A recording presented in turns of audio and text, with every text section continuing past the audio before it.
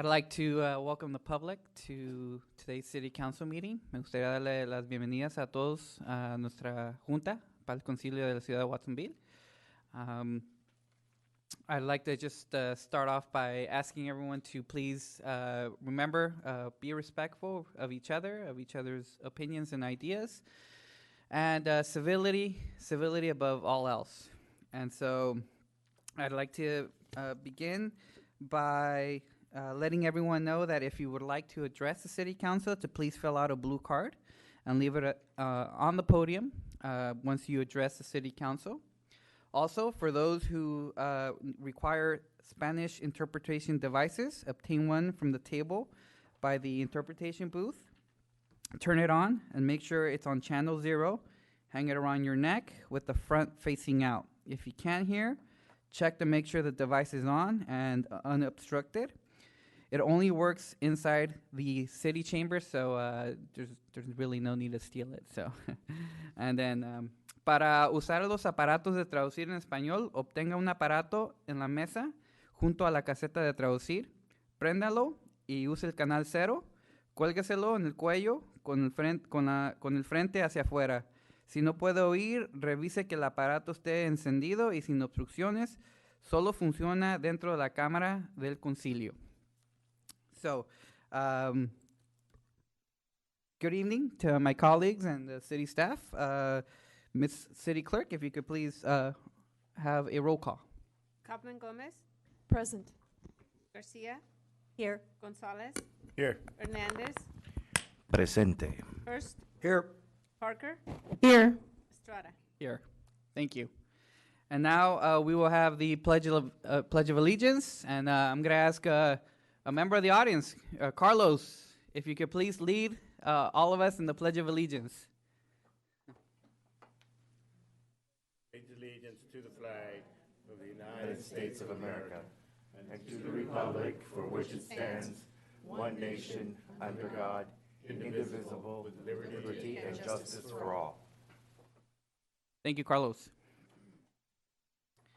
Okay, we will move on to item 6, written reports, and members of City Council should have received these reports in your packets. They're just for review. And we will now move on to item 7, presentations and oral communications. This time is set aside for members of the general public to address the council on any item not on the agenda, which is within the subject matter jurisdiction of the City Council. No action or discussion shall be taken on any item presented except that any council member may respond to statements made or questions asked, or may ask questions for clarification. All matters of an administrative nature will be referred to staff. All matters relating to council will be noted in the minutes and be scheduled for discussion at a future meeting or referred to staff for clarification and report. Any council member may place matters brought up under oral communications on a future agenda. All speakers are asked to fill out a blue card and leave it at the table designated near the podium. Go to the podium and announce their name and address in order to obtain an accurate record for the minutes. So we will begin with members of the public.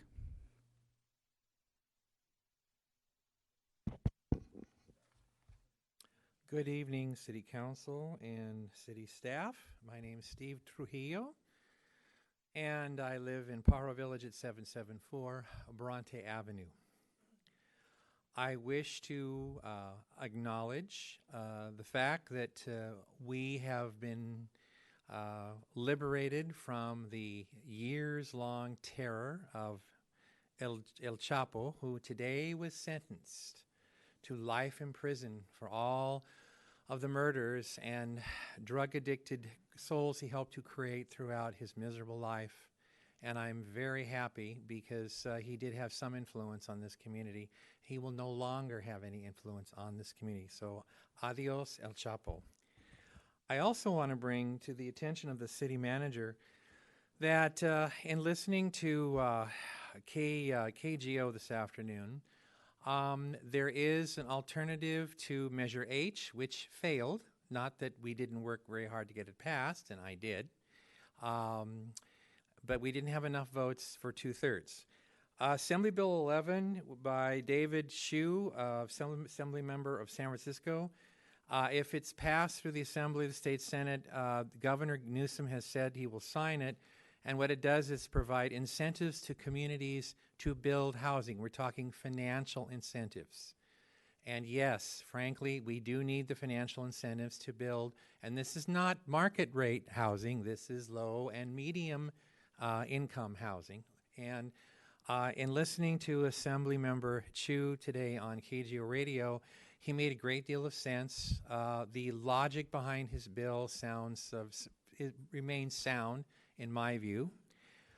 And I'm hoping that our city government will investigate Assembly Bill 11 and possibly urge our state assembly member, my good friend Robert Rivas, to support it, and hopefully it will pass through the state assembly. And the third topic I would like to approach this evening for discussion is the fact that we have just celebrated President's Day. And is the fact that it is the month of February. It is African American History Month. I know our public library, being a member of Friends of the Public Library, we do have a wonderful display in tribute to African American History Month. And I hope all of you will come by and see it. And if you don't have a public library card, I do hope you will get one, because there is much more than you might think in our wonderful public library, including probably the best art museum in the city on the second floor. Thank you. Thank you. Anyone else like to address the council? Gary Richard Arnold. I'd like to actually have an interpreter so the people that speak Spanish here can know what I'm talking about. That be provided.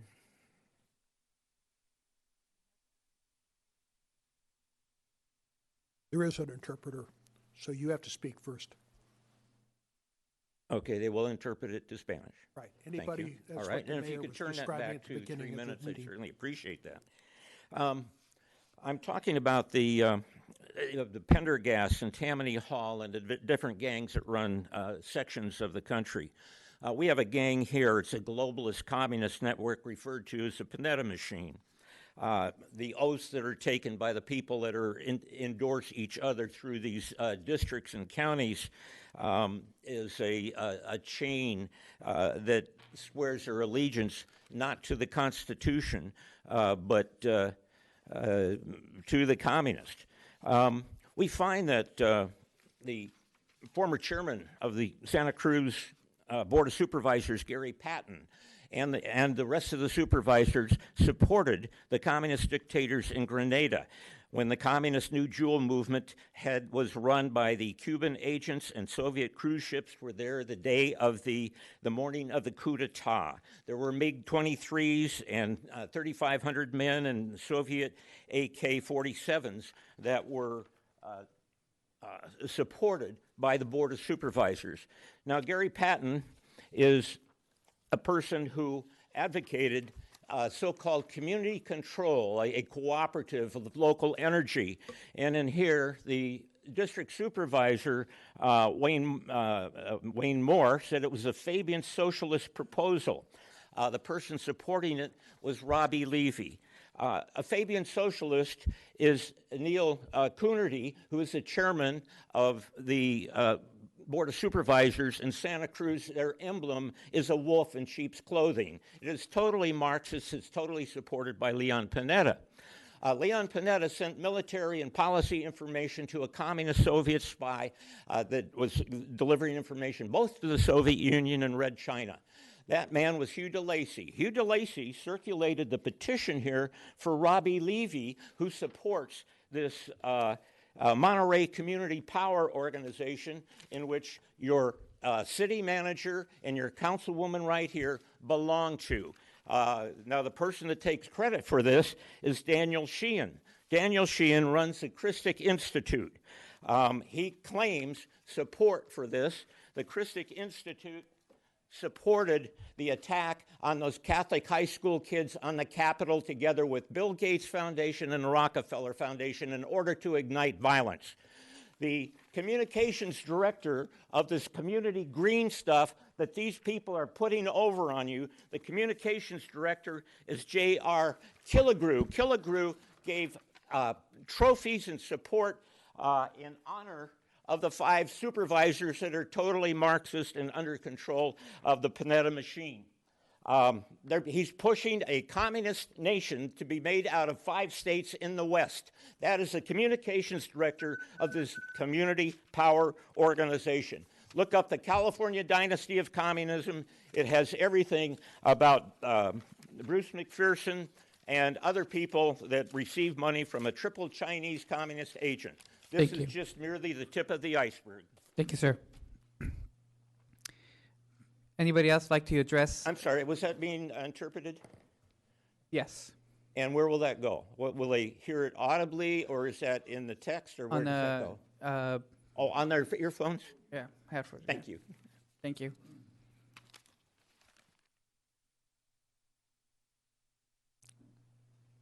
Hello. Mr. Mayor and members of the council and city staff, I am Christopher Gregorio, and I'm an assistant engineer with the Public Works and CDD department. And I would like to invite you all to the egg drop competition, the 16th annual egg drop competition. We hope to see you all there. Last year we had a great turnout, and we hope this year we have an excellent turnout.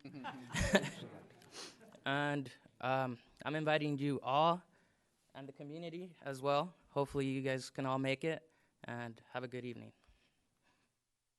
That was an exquisite pun. Thank you. It's actually, the egg drop is on the 20th of February, next Wednesday, 3 o'clock. Location? It's in between the City Hall Plaza and the post office at the alley. Thank you. Anyone else hoping to address City Council? We do so now. Well, good evening. I'm Nancy Bilisich, and I'm your representative for the Pajaro River Watershed Flood Prevention Authority. Yep, that's a little different than Zone 7. And it's composed of representation of Monterey, San Benito, Santa Clara, and Santa Cruz counties. And I know that Rebecca and Felipe have gone to the meetings previously, but I went to the one on February 1st, and it was held at the San Benito County Board of Supervisors chambers. They had election of officers, and Anthony Botello from San Benito County is the new chair. And Greg Caput has been the chair, and he really did a great job with that committee. And I'm going to be the vice chair this year. And there was an audit report there. It was very clean, one of the highest ratings. They had no findings, so people were very happy. And Mark Strudley from the County of Santa Cruz, he updated this board on the river. He did it on the Zone 7 meeting, and then he did it for the larger group, too. There are no work funds yet from the Army Corps, and we should hear hopefully in March. We're still waiting. But they did spend $6 to $7 million. The Army Corps spent $6 to $7 million in repairs. They made 17 repairs, and 11 were on the South Sepuetas Creek. And I guess we're going to find out how they hold up, because they keep talking, well, they're always talking about, well, what's going to happen next? You know, we're going to have, it's going to break and this and that. Well, we'll see tonight. But I think we're going to be fine. I looked at the South Sepuetas Creek earlier. It looks good. And we'll see how much rain we get. But I appreciate your confidence in me, and wanted to let you know that I went to this meeting. And also I wanted to give a big thanks to Parks and Rec, Nick, because they've started the, what do I want to call it, the project on Ridge Street, where we're replacing the medians. So it's going to be great. And that's it for tonight. Thank you. Thank you, Dr. Bilisich.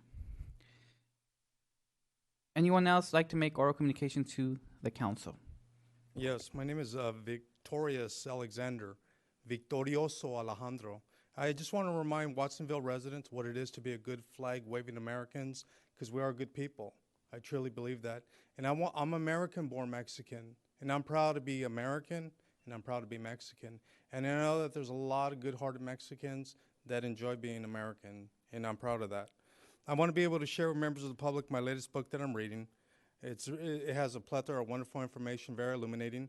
It's Killers of the Moon, right? When I read this, the protagonist reminds me of the previous chairman, Zach Friend.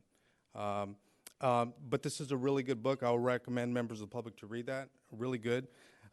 I want to be able to say this, that all institutions are to be tested by the degree to which they guarantee liberty.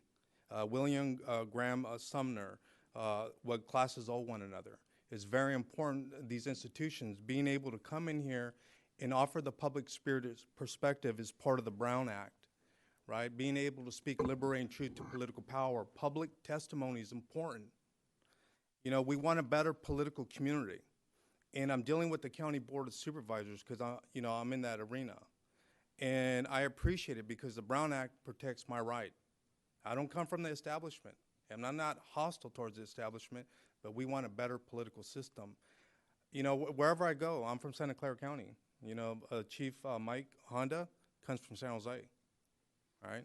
I'm in exile, right? I'm living in Scotts Valley, and it's a beautiful district, right? But I come here because I'm concerned about what's going on with the Brown Act at the County Board of Supervisors under the previous chairman, Zach Friend. They're putting a bullet in our public comment, and we have to protect our democratic values because members need to be able to come in and weigh in on the political issue. Just because we don't come from a family of wild power and influence, hey, we're a community of equals. We should be able to come, just like the sign says, welcome. So I come in here because I want to be able to inspire people. We need to push back on this on the County Board of Supervisors and ask them to restore the consent. You guys allow members to weigh in on the political issue, right, according to the Brown Act, but the County Board of Supervisors, they're engaging in anti-dialogical action, anti-political and anti-democratic. And this is not fair. You know, we should be able to pull and just weigh in. So I need to be able to remobilize and galvanize the American public and South County residents to push up on the County Board of Supervisors. They're going to do a review in 6 months. You know, a lot of pork and a lot of boondoggle expenditures go right through there. The Human Service Department, the DA's office, the justice and public safety issues, and we want to be able to offer our criticism. And I want to remind members of the public that criticism irritates because it stands above what it criticizes. We have every right. Is that my time? It reminds me of the fight, of the boxing round. Thank you. Thank you. Any other oral communications from the public to City Council? Okay, I will now turn it to my colleagues, and we'll start with Ari. Ari, any oral communications to the public? Gotta turn it on. I do want to just say a couple thank yous. In District 7, as our former Councilwoman Nancy Vilisich said, we are very excited to see the medians being worked on and something new, and we're really hoping that it won't just bring more beauty to our city, but it will maybe bring slower speeds on Bridge Street as well. Thank you to Mary Esther Rodriguez, who went with some of our residents and did a ride-along in our area to see some of the problematic issues that are happening. And for Public Works, it's just another moment, and I greatly appreciate that as well. Short and sweet. Thank you very much. Thank you. Councilman Hurst. Well, thank you very much. I just wanted to explain my appearance here tonight. You know, the fact that I'm here is kind of a miracle, and some people think it's a fluke anyway, but you can see that something has gone on with my face, and it wasn't because I was lying out on the beach in Zihuatanejo, which I would like to be at, or the fact that I was skiing up in the Sierras, because I hear they had a great snowfall. There's some allergic reaction occurring. I was in Indiana this last week. My mother passed away, and I want to say thank you very much to the council and all the community members out there that have sent me cards and flowers and things of that nature, acknowledging the passing of my 95-year-old mother. Amazing that she had such a great, full life, and so during that airtime travel or something else that I consumed or brushed up against, that's given me this wonderful red glow here this evening. And so let's hear it for Red Glow, okay? Thank you, Councilman Hurst. Councilman Hernandez. Thank you. Thank you, everyone, for being here today as well. You know, I attended several events as well, but one of them was that I'm glad that it's continuing the tradition of the mayor's bike ride. I know Lowell did some, and I'm glad that the new mayor is also doing the bike rides. It's a good opportunity to, you know, for people to lead a healthy lifestyle, I think, and it's an active lifestyle as well. So I'm glad that they're continuing that. I had a great time at the last ride. And the other event that I attended that was the Peace and Unity March. It was the 25th continuous march that we've had nonstop for 25 years to address the violence, to address gang violence and domestic violence as well. And it started with the death of two young people, 8-year-old and a 16-year-old, Jessica and Jorge Cortez. But it was a great turnout at the event.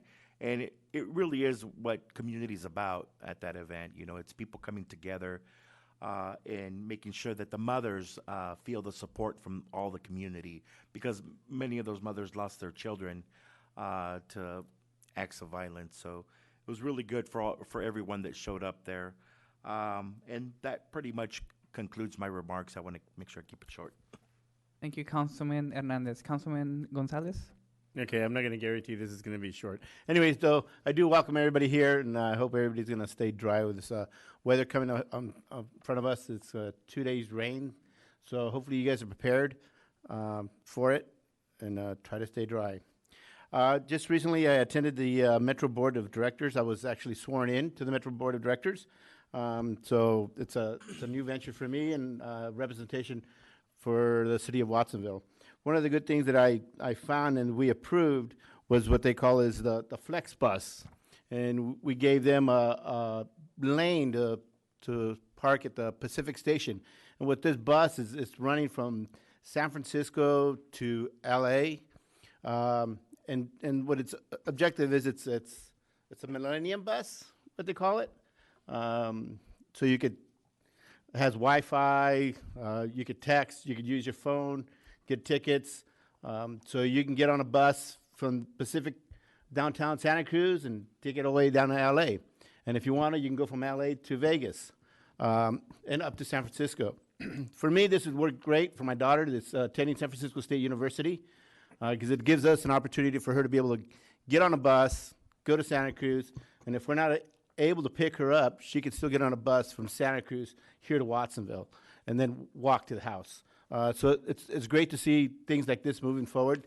Transportation, any type of transportation that moves a lot of people in a short, with a small bus is good, I think. And with that, the other thing that they came up with is that they will stop issuing pre-printed coupons for paracruise riders, because there were some issues with those. And I had a meeting also with the executive director, Jennifer Pineda, for the Santa Cruz Housing Authority. And she came up with some good information for me. One of the things is that they're really working on is on the landlord assistance. What they've done is they've hired an individual, and I have her name, and I wrote down her name, Blanca Mendoza. And Blanca Mendoza will be committed to working with landlords and showing them how beneficial it is to help folks with vouchers and get them vouchers and assist them. So it's good. It's good for the community, because the more vouchers we get out there for folks that need assistance and homes is what we need. And right now, currently, she let me know that we had 4,566 households using the House Choice Voucher Program. And the low-income public housing is 234. The USDA RD farm worker housing is 70, and that's the one that's located out by Buena Vista. If anybody doesn't know where the USDA housing unit's at, that's out there. And then we have 15 units that are tax credits, and my time expired. So thank you. Thank you, Councilman Gonzalez. Councilwoman Kaufman Gomez. Thank you. I have a couple events that are coming up. One is the CASA event that is their annual Valentine's event that will be this Thursday at the Severinos. And the fundraiser goes to their organization that helps a lot of our youth and their CASA partner. And so that'll be on the 13th of this week. And we also have Sons of Italy event that will be held on Saturday over at the Women's Club. So those of you that may have an interest in that organization and that fundraiser, something available there. WASC, Watsonville Adult Santa Cruz School is going to be having a bit of a workshop there to let us know what they're doing in terms of the community here for the adult ed programs. And that will be held, I think, on the 20th of February. And for emergency services here, in case the public needs anything, if we're having extensive rains at all and you're concerned about flooding, I believe that our fire department will have sandbags if anybody has an interest in wanting to be a bit proactive in getting anything like that, that they feel that they would be in a position where they needed some sandbags to prevent any flooding from coming to your home, that you can get them there. And I think mass rapid transit is our buzzword for the transportation modality here that we're looking at, and projects moving forward that will help the mass public transit. So we'll hear a lot more about our transportation system. I think we have a little bit of a presentation today on part of that modality that helps this community out, and look forward to hearing some more about that. Thank you. Thank you, Councilwoman Kaufman Gomez. Councilwoman Garcia. Yes, I want to report on 2 meetings that I attended and also give a thank you. You may know that I represented, and I still represent, Watsonville on the affordable housing of Santa Cruz County. As you know, Measure H did not pass. It needed 2/3 vote, and it only got 55% countywide. But I'm pleased to say that in Watsonville, 60% of our voters voted for Measure H. It was decided, we had a recent meeting just to recap in terms of what was the learning we had in terms of this last campaign. And it was decided to continue to hold the coalition together and see how we can make it a more permanent organization. A small group has been formed to see how we may be working with other organizations such as Affordable Housing Now,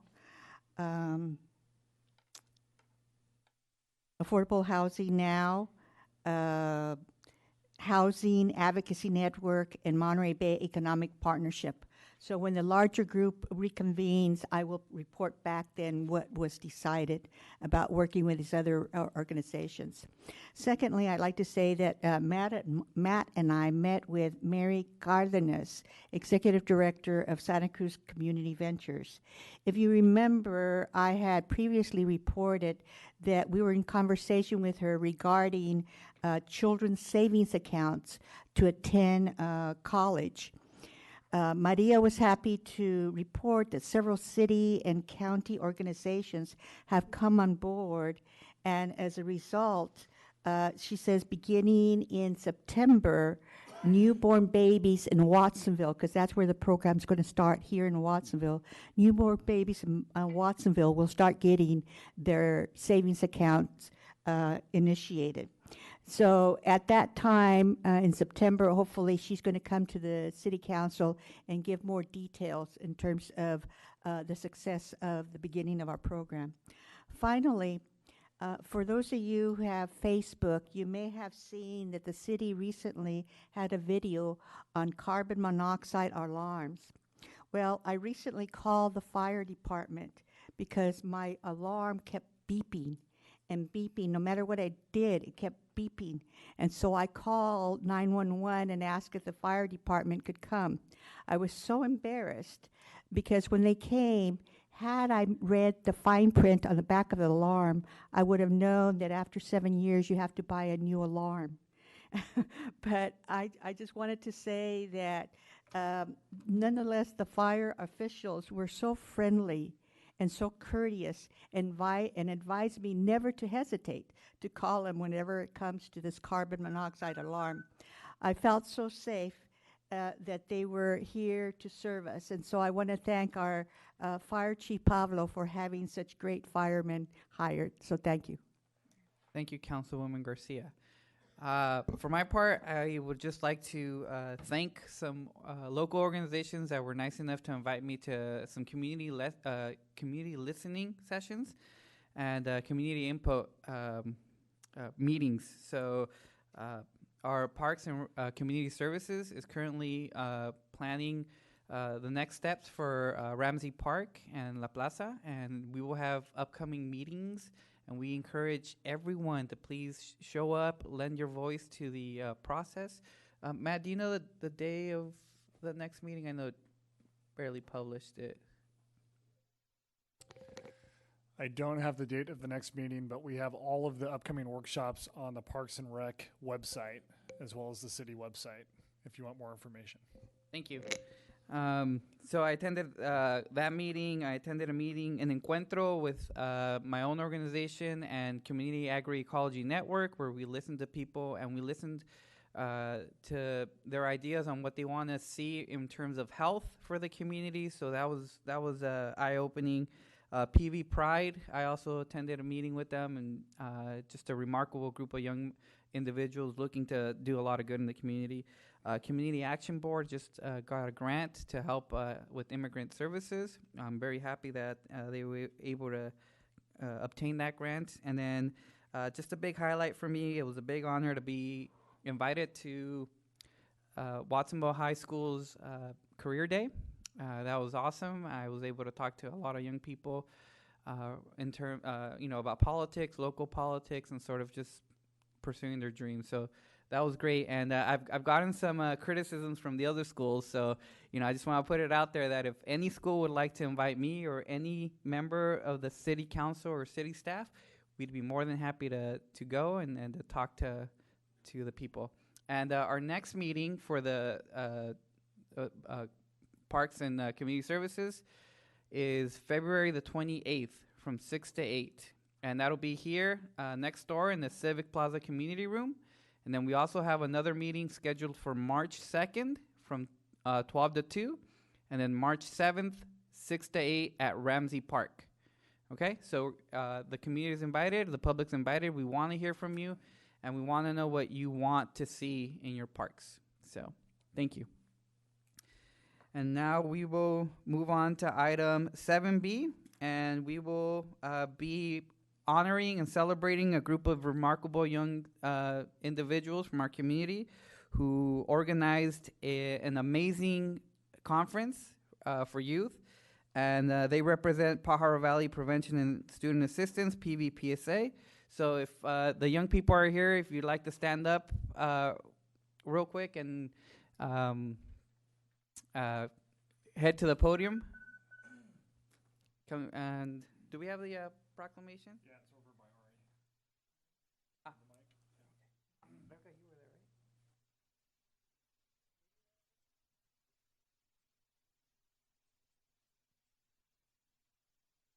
Hey.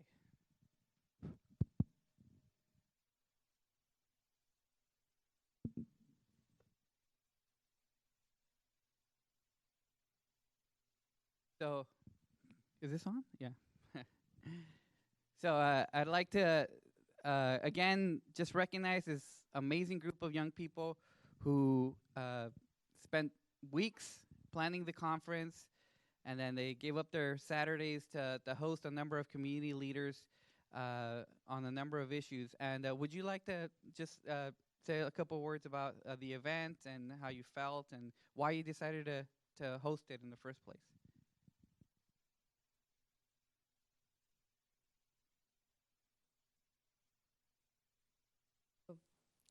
I just wanted to say how much of an honor it was to be part of PVPSA. It really taught me a lot about leadership and how to show all of my peers that we can be a part of something bigger than what we're usually part of. And a lot of people don't join into these things because they feel like they can't. And it was an honor for me to express that we can. Also, I would like to say that we are grateful to be part of this program because it taught us how to solve problems on the spot, and they really helped us mature. And that is something that's very important as we grow, and we can use those skills to help this community as well. Well, I just want to say thank you to the City Council and the Mayor for taking time to acknowledge all of our hard work that we put into this conference. The conference itself was very eye-opening for me, as well as I'm pretty sure my peers. It was a really big honor to be able to start something like that here in Watsonville, something that would inspire our friends, our classmates, and as well as our teachers. And being able to stand up there and actually feel like it's the beginning of something was just a really, really big honor. So thank you. So Empower Watsonville was a great event and a great experience for many of us, and we feel privileged to take part in a city-wide event. A lot of hard work went into it during the summer, as my friends have mentioned, but I would also like to thank other people for making it possible. First of all, I would like to thank PVPSA for giving us the resources and taking their time, and the people to teach us and aid us throughout the whole process. I would also like to thank everybody who was present and gave a presentation, and to everybody who attended as well. And finally, I would like to thank City Council for recognizing the work that went into this conference. Thank you. Okay, we have a resolution for you, or proclamation, and it has a lot of whereases, 1, 2, 3, 4, 5 whereases. But instead of reading all of those, we're just going to do the now, therefore. Now, therefore, I, Francisco Estrada, Mayor of the City of Watsonville in the state of California, on behalf of the City Council, hereby commend Pajaro Valley Prevention and Student Assistance for their valuable service and devoted community leadership to the Pajaro Valley. Congratulations.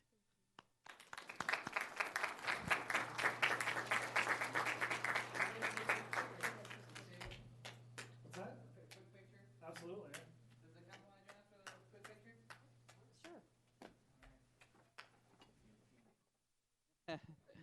We just want to say how proud we are of our young people, especially this group that took a risk and that really put themselves out there to do something special. And I hope that I'm currently looking at a future councilman or councilwoman in this group. Yeah, in this group. And I hope you continue to give back to Watsonville, and we hope that you pursue your dreams and your goals, and you prepare yourselves, and you come back to Watsonville when you're ready to give more and give other future generations an opportunity to succeed. Right.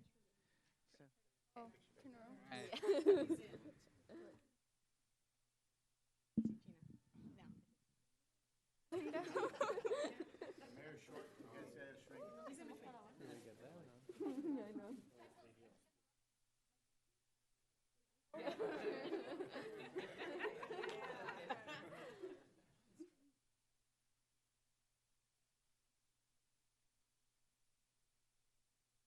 A round of applause, please.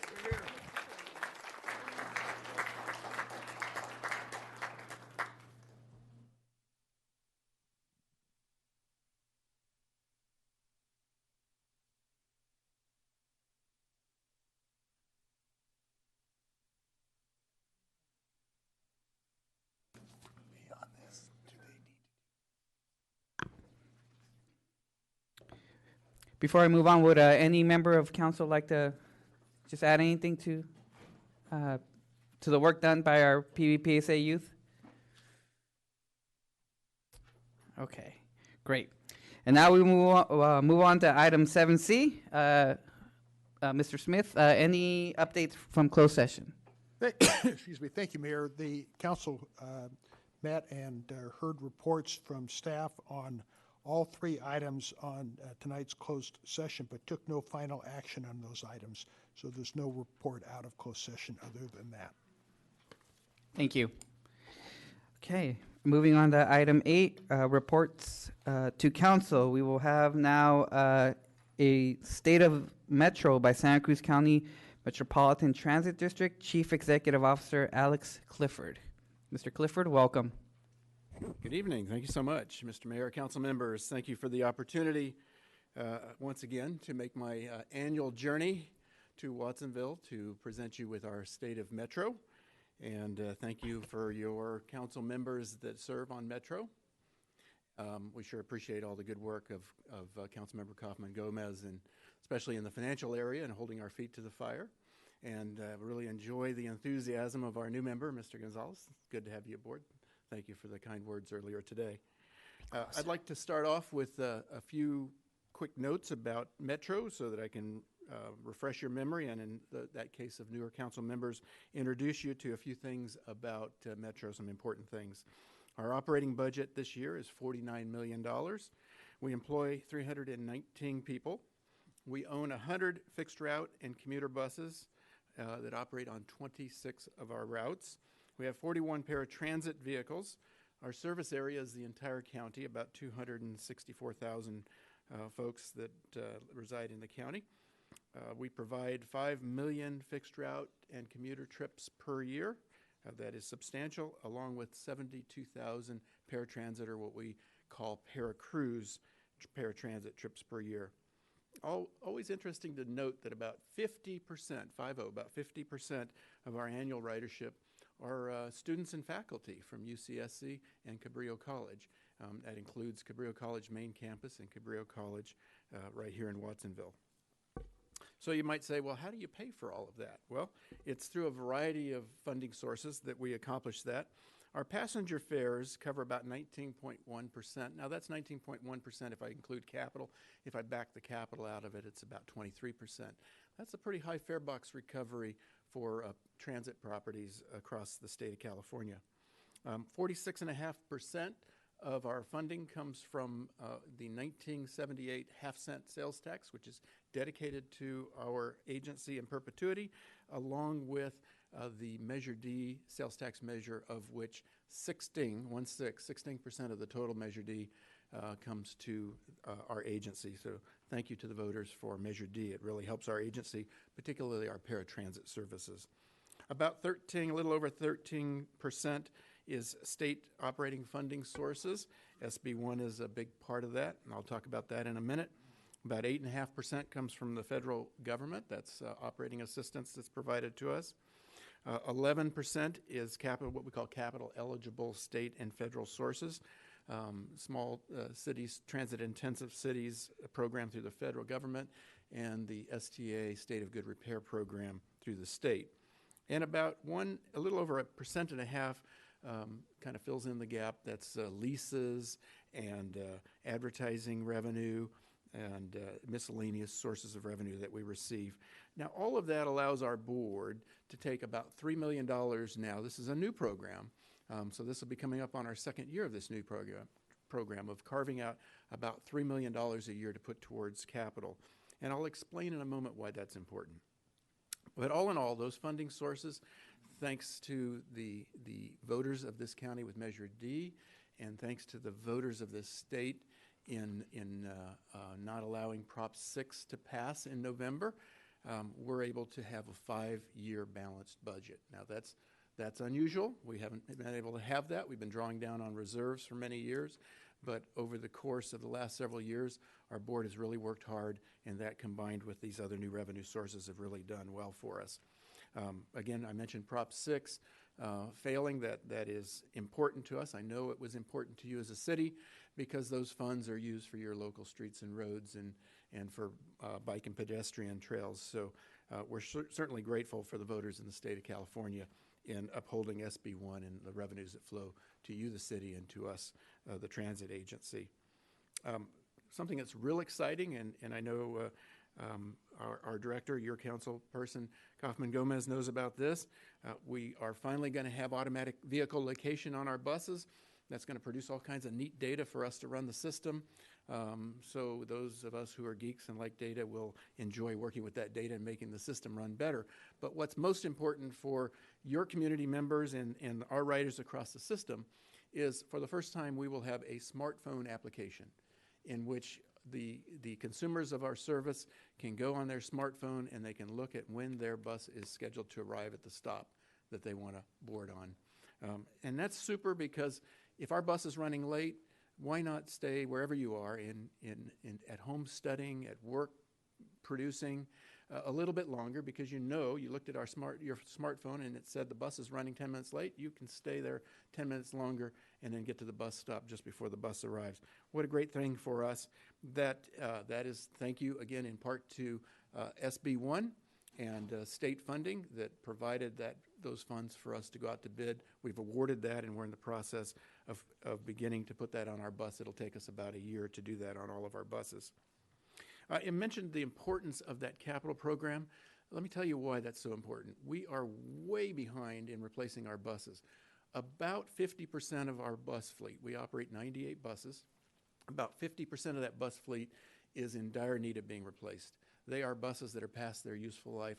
Our mechanics do just a fabulous job of maintaining buses, but we're still running 1998 diesel buses. Not to mention the fact that we'd like to retire diesel buses, but we're running 1998 diesel buses. They need to be replaced. Well, that's a big proposition.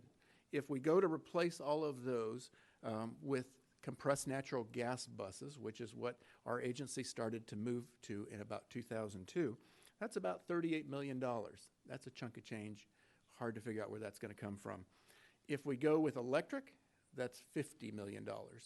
And as you know from the California Air Resources Board recently adopting a regulation that will require all transit properties in the state of California to be 100% zero-emission bus by 2040. That means that in the coming years, we're going to have to buy a combination of compressed natural gas buses and electric buses, and then starting in 2029, everything we buy will have to be fully electric buses. So they're much more expensive. Diesel buses about $750,000 each. Electric buses about $1 million each. So it's a huge, huge challenge for us. But that $3 million that the board is carving out for capital is going to good use. It allows us to leverage those dollars and go after state and federal grants and try to buy more. For example, if we could buy 3 electric buses with that $3 million, hopefully we can leverage it with state and federal grants and buy 6, 8, or 10 buses. And that'll help us really chip away at those 50 buses pretty quickly.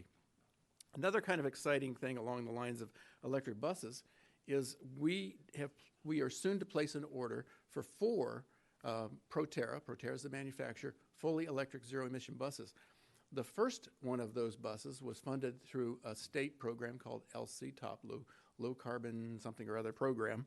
And that bus was submitted under a grant for Watsonville, for a Watsonville circulator. Now, that's been a couple of years. It's taken some time because it's a very complicated thing for us to put our toe in the water and start running electric buses. But we're getting close. We expect that first electric bus to be here early next year. Over the course of this year, we will continue to plan and construct the charging infrastructure. This is all new stuff for us. We're used to diesel fuel and we're used to compressed natural gas. We're going now to electric. So we have to charge those. We have to put charging infrastructure in our yard in Santa Cruz. We hope to have that done in time for the arrival of the first electric buses. We'll do something really exciting with you and your community because that will run on a circulator that we're yet to develop. We're in the process of developing here in Watsonville. So I'll keep you informed and involved in that, and I know you'll be excited as I am about that circulator bus. We continue to invest in Watsonville. I'm sure you've noticed that the Watsonville Transit Center over the last several years has improved. It's not done. We can still keep doing things to make it look better, but we are doing, I think, a good job of improving that transit center, and investing in rejuvenating the landscaping has been one of our latest tasks. We worked recently with Cabrillo College in that partnership that we have, and the students who identified an issue with finishing evening classes here in Watsonville. They would finish their evening classes and they'd have to walk at night 5 or 6 blocks to the transit center to catch a bus to go home. So we worked very close with them, and 1 or 2 service changes ago, we made some adjustments to Route 71. So now we come within a block of Cabrillo College campus here in Watsonville. The students can just walk that one block, board our bus, and safely go to the transit center. They're real excited about that. Following our service changes in 2016, as you know, we had to make some service reductions across the entire system. Most of the routes in Watsonville are performing very well. We are struggling with Route 79. It does have low ridership. Route 79 services East Lake Shopping Center and Crestview Center. And it continues to be a little bit of work for us, but we're hoping that as we design that Watsonville electric bus circulator, we'll be able to make some tweaks to the 79 that in which the two routes work together and improve that Route 79. That's our hope. That's what we're going to be working on. And then to that end, later this year, we'll be communicating with the public here in Watsonville to receive their interest, their thoughts, their unmet needs relative to this circulator and help us design where the various points are for that circulator. And then finally, later this year, in the spring actually, we'll be performing an onboard customer survey. We haven't done one of those in a long time. Technically, we should be doing it about every year or two because it's a great tool to understand who our riders are and what they think about our service and what they'd like us to change in our service. And we'll also use that survey to talk to non-riders and understand why they're not riding our service and what we can do to try to attract them to our service. So, Mayor, council members, that concludes my presentation, and I'm happy to answer any questions you might have. Thank you, Mr. Clifford. Do we have any questions from council? Councilman Hurst. I just wanted you to go over the number of employees one more time for us. 319. Thank you very much. Thank you. Councilman Hernandez. I know you do have a lot of employees from South County as well, too. We really appreciate that over here. Do we have an idea where that commuter bus or the little bus is going to go? The circulator, actually, it'll be a full-size bus, which is pretty cool. Okay. And we don't. My staff has some thoughts, but we don't want to get out there too fast with our initial thoughts. We really want to interface with the community and understand where the community thinks its needs are for that circulator. Okay. And was there still more activity going to happen at the Metro Center, on Rodriguez? I know that they were talking about the mural too. Are they going to update that one or? Sure. That was a project started by Councilmember Dutra. We ran into some difficulties with that project. It has stalled. I think what I'd like to do is meet with your two council members that sit on our board and talk about how we should proceed with that. There was a thought at one point about completely taking out the existing mural and replacing it with a new modern mural. But then along that journey, we discovered that there was some community feedback suggesting that maybe we should just revitalize the existing mural. Yeah. So we need to go back and we need to talk about that. There could be something in which we revitalize the existing mural and maybe use some other space available on the walls at the center and put a new mural up. So I'd like to really talk to your two representatives and get that restarted again sometime this year. Awesome. Councilwoman Kaufman-Gomez? I thought we were going to go down the road. Can you talk to us about what our Watsonville ridership is? What are our numbers here? You know, I can't. I should have prepared for that. I will be happy to send you back a note on that. I will tell you that just in general, your routes, with the exception of the 79, that's our low producer, which runs at about 6 passengers per trip. That's low. You know, you've got roughly 40 seats on a bus. There's a lot of capacity there. But your other routes range from a high, this is weekday ridership, from a high of 31 on the Route 69W to a low of, I'm going to just say 14 on the 72, which services Watsonville Hospital and Pinto Lake. So you've got good ridership. If I look at that, now take out all the UCSC routes and their ridership, they're just incredible. You know, the amount of students that we carry up to the campus and back home. So take that out. Of course, they range anywhere from in the 50s to the high 60s per trip. That's pretty substantial. Take that out and you look at the other part of the system, non-Watsonville, non-UCSC, those numbers are really good numbers compared to some of the other routes that are ranging in the 7, 22, 12, 14 per trip. So your numbers are good. we're really concerned about the public safety and obviously transportation, the pedestrians, the cyclists, and whatnot. Are you looking at? We'd obviously want to work together on what we can do to make sure that it's safe as possible. Whether we've got somebody that is, trying to get to the station. Coming and going, because we still have the people that may be taking a bike to the bus. We may with the pedestrians getting to the bus. It would be nice to be able to make sure that we've integrated that modality in with our big picture of our transportation safety component for Watsonville. So we're hoping that we have more conversation about that. Because obviously we've been hearing a lot in the media, and we've had a lot of the pedestrian and bicycle injuries that are in this area. So I'm hoping that we have a more robust conversation about how that get integrated into the bigger picture of our safety planning here. So I want to make sure that we keep that together. Also, being part of the organization and learning from some other counties of what they're doing, that stewardship program, and educating the public on what this service permits, and getting more ridership and publicity. What can you see that we could do better in order to improve the ridership here in Watsonville? We could do better in Watsonville. We could do better across the system. Anytime we're running a bus with empty seats, that's just a missed opportunity. And to that end, I will share with you, and I know you know about this, we haven't had a marketing function at this agency in many, many years. Apparently, in some fiscally bad times in the past, that function went away. And I'm happy to report that we are doing that. We're recruiting for a marketing director right now as we speak. That recruitment should be closed within, I think, about 2 weeks. Hopefully within a month or so, I'll have somebody aboard. And I really look forward to our agency finally getting back to trying to market and draw people into the service. The one place we don't need a lot of effort is the peak hour. That's sort of your captive audience, right? In the morning, they're going to work, doctor's appointments, things like that. In the evening, they come home. It's a defined peak, and the buses have very little capacity left over. But during the rest of the hours of the day and the evening, we have so much capacity. We just need to find the people to fill those seats, and we need a good, smart marketing person to do that. And I hope we'll have that soon. Let's talk about the positions. I know that you're having a difficult time recruiting. I think that you can plug in a little bit of opportunity there as well. Yes, thank you for that opportunity. So we struggle with filling our bus operator recruitments, first and foremost.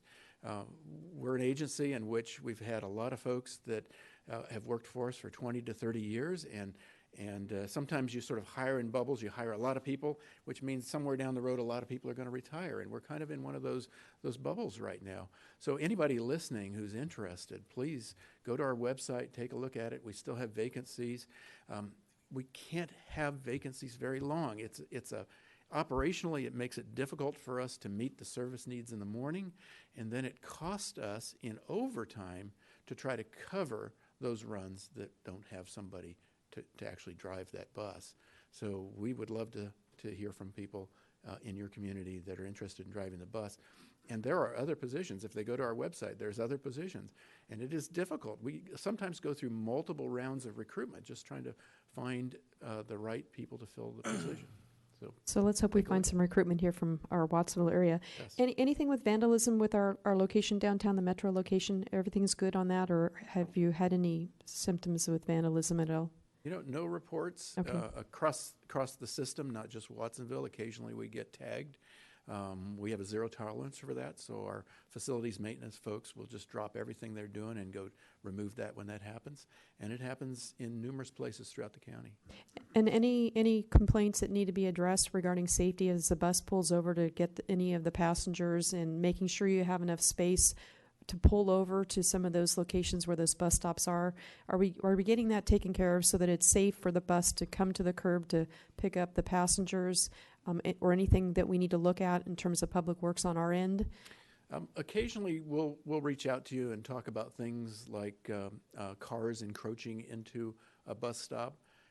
We need enough room to be able to pull that big vehicle in, get proper alignment to the curb, load the passengers, be nice and close to the curb, and then pull back out. So we'll communicate with your public works department when we notice things. On the safety side, I've been watching the conversation here in Watsonville. Feel free to invite my planning folks into any of those conversations you'd like. We're happy to participate. Safety is always first for us. And of course, as people are boarding the bus, we want them to stay away from the edge of the curve, allow that bus to pull in and align himself, open the doors, and then board the bus. And be extremely careful right now during this wet weather, because we do have a lot of trip and falls. Thank you. Thank you for that extra PR there. Councilwoman Garcia? I really do appreciate all the positive activities that are going on with the Metro. My question has to do with, I'm so pleased you're going to do that survey. And my question is, how are you reaching out to the Spanish-speaking community in regards to that survey? We'll do the survey bilingual. And when we... But how are you going to get it out? Yes. One of the important ways that we do that for existing customers is to do that on board the bus. So we'll have individuals with bilingual capability to help us with that. And then we'll also do some blasting of that out in the mail. And we'll also have the bilingual surveys for that.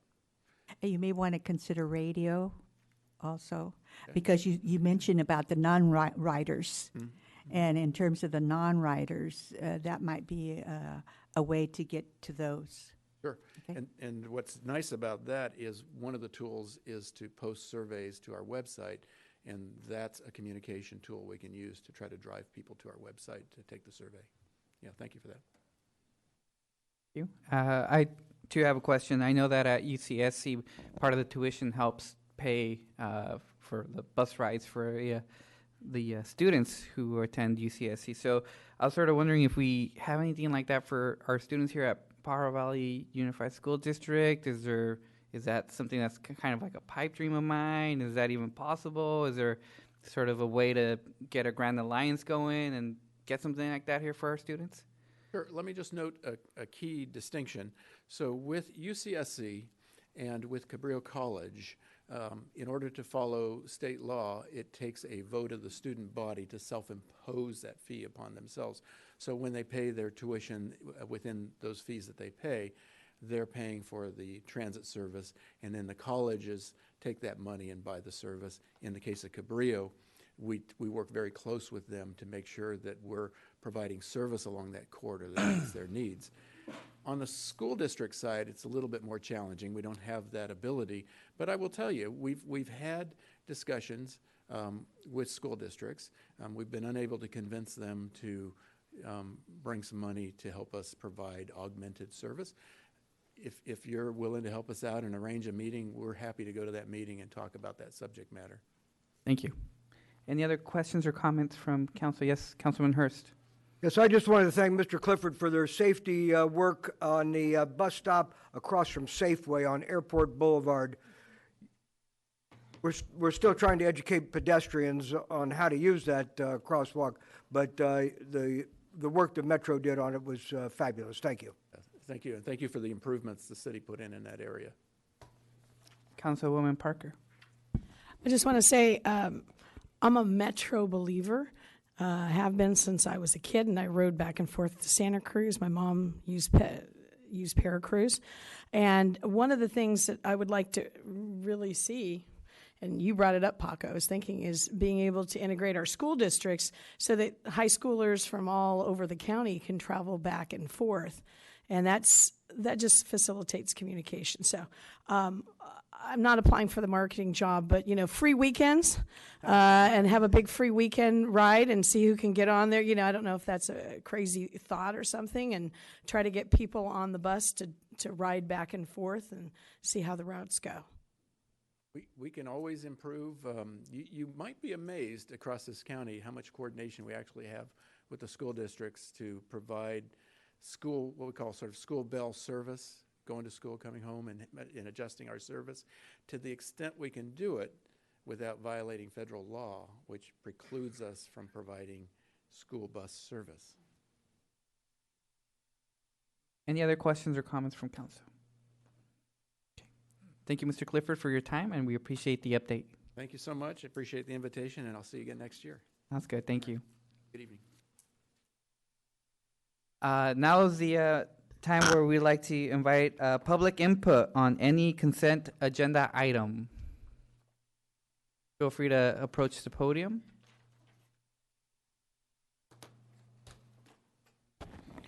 Gary, Richard Arnold, Chairman. I see that both Mr. Estrada and Mr. Gonzalez attended the California League of Cities for new mayors and councilmen. I think most of the public doesn't know, and I hope it's in your summary, the amount of people and the various foundations with special interest and the various lobbies that work on the League of California Cities, which is really no more than a political union for politicians.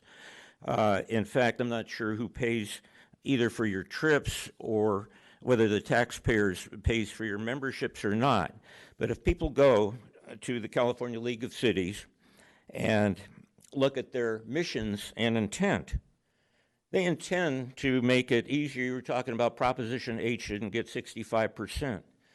They're pushing you, and I don't know where the hell they get the authority to lobby you and switch your loyalty from the taxpayers to this union lobby that wants to make 55% so that you can tax us easier. I think that's outrageous, and the fact that you don't report that to the people or what goes on at those meetings, and all those people providing the buffets and all the waste companies and all the various contractors that are up there. People should go up there and see what happens between you when sometimes you're in this city wearing a button for or against something, and then when I go up there and see people, I'm not talking about you specifically, but I've seen it time after time, where they take the opposite position.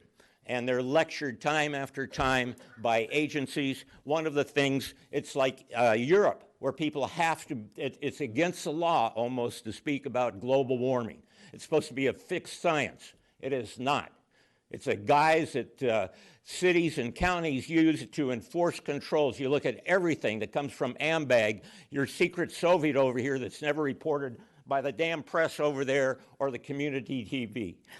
I think you should realize when you come back to, let us know who's paying for your membership, and they're training you how to deal with us at the California League of Cities. I think that's a deceit and a fraud that's been perpetrated on the people of California for decades. Thank you. Would anybody else like to comment on any item on the consent agenda? Yeah, I do apologize. The report number 8, just having public input.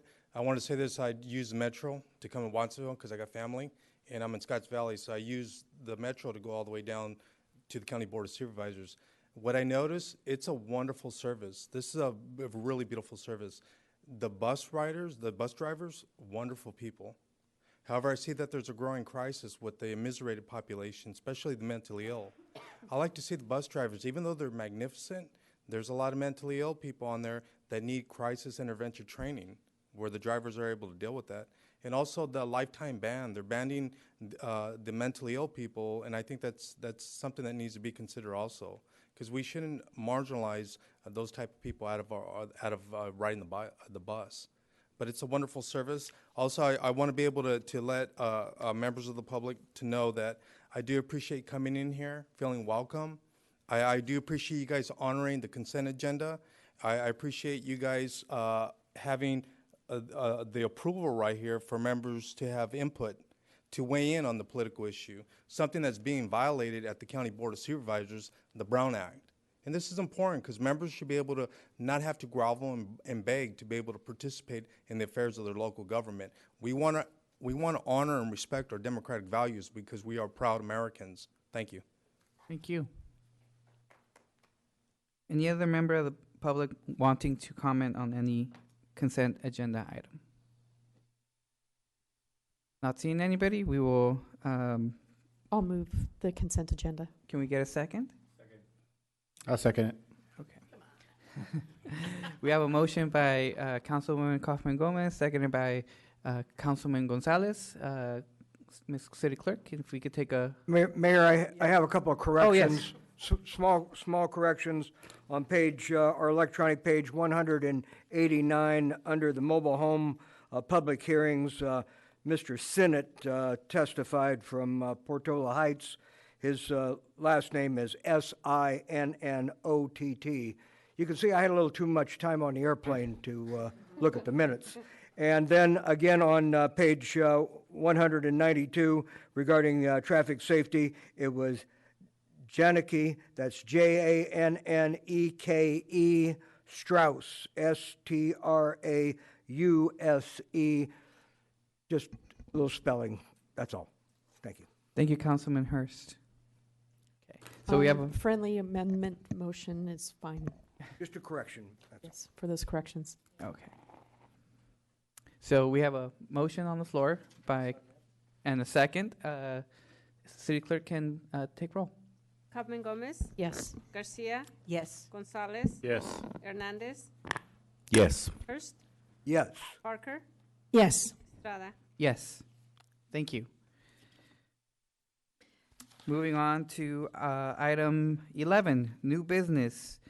Consideration of approval of the Watsonville Brillante Art Project at the Rodriguez Street parking garage. And we have Deputy City Manager Tamara Vides, who will tell us a little bit about it.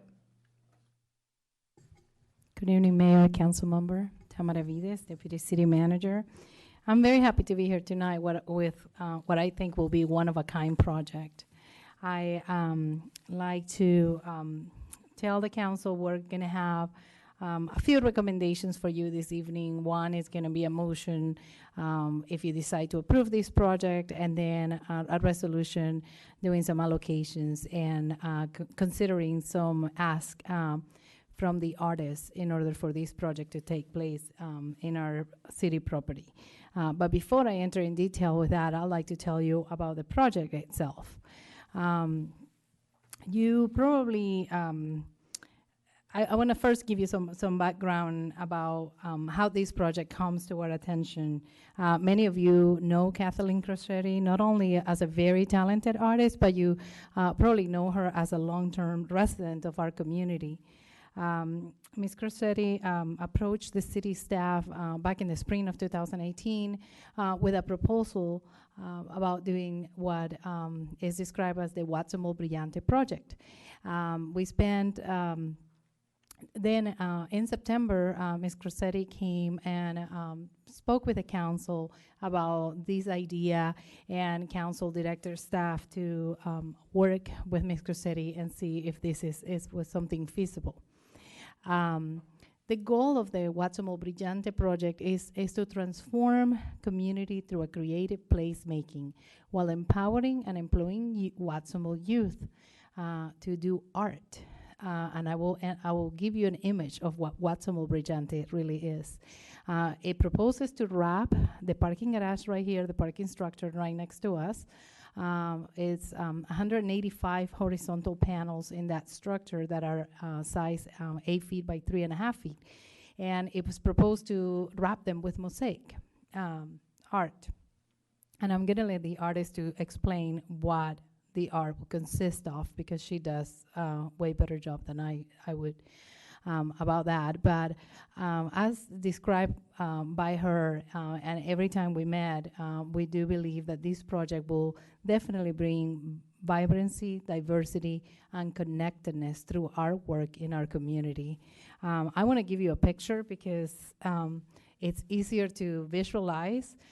So if the parking garage, all those color sections that are there all the way around, all three sides, including the sides of the building that you cannot see, that is closer to the post office, will be wrapped with mosaic images and colorful images, every single one of those panels. So I want to share with the council how would this project work. In order to create those images, mosaic images, the artist will solicit images from the community. So she will, very similarly to other projects that she's worked on in our community and in other places as well, she will solicit community input and for the design.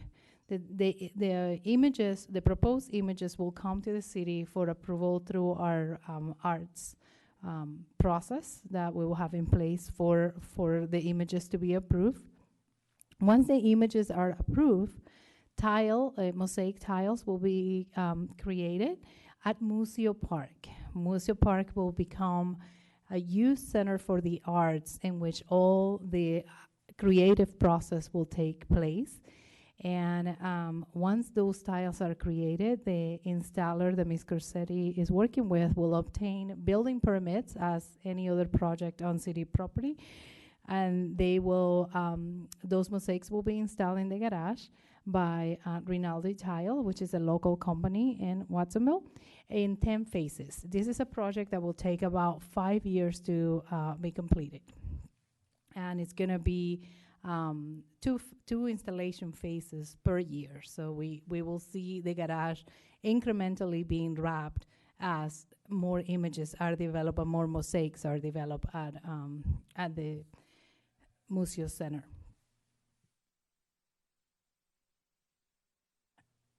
We had several discussions with the artists and were able to see how we can work together and partner with her in this endeavor. What the artist proposed to do is that she will cover the core expenses of this project through sponsorships, donations, and grants. This is definitely not an inexpensive undertaking. It will be about $1.5 million cost to wrap the garage with mosaic tiles. Today, she just shared with me earlier tonight that she's actually halfway there in her fundraising.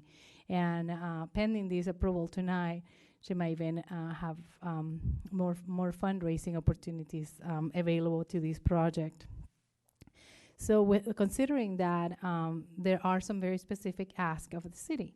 One is a creative space, and the artist is, we are working with her in considering a lease agreement for $1 a year for Museo Park, in which it will be dedicated for this center for the youth creating arts at Museo Park. That will be the space where she will work creating the mosaics. She's also asking that, of course, we'll give her access to the garage during the installation periods, and that's estimated to be about 2 weeks every time they come and install the panels that are completed. And we provide water and electricity for the project to take place, the installation. In order for the mosaics to be installed in our garage, we need the surface, the outside concrete of the garage needs to be prepared in order to receive the adhesive component that they're going to use to install the mosaics, and that is going to require either a very good power washing or sandblasting of the paint that is currently on the walls, and that's estimated to cost about $60,000. And the artist is requesting that the city be responsible for preparation of the surface, and have also requested that we waive the building permits for the garage, not the process of reviewing for building permits, but the fees associated with the permit. We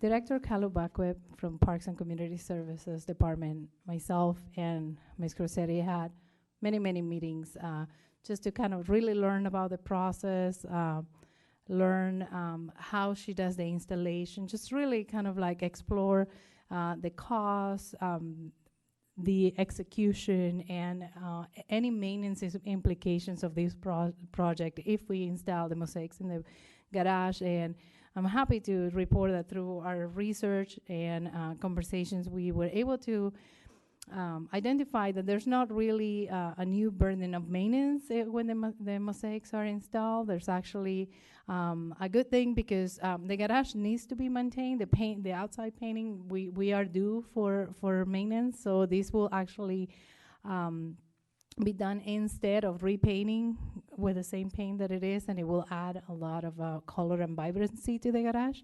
But it was also reported by our engineering staff that the mosaics will actually improve the exterior walls of the garage over time, and it will be better for the structure as it is. So that's a piece on the maintenance. Ms. Crossetti is here, of course, tonight. This is very important work for her. I want to give her an opportunity to talk to you about the project. Ms. Crossetti has worked on many public art projects, many of them 20 large-scale community-driven projects, just as this one, where community members provide input in the development of the project.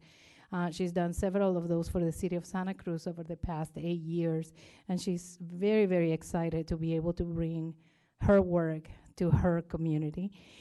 She's a full-time art teacher at Mission Hill School, and she's the artist that actually developed the mosaics in our sidewalks, celebrating the diversity of labor.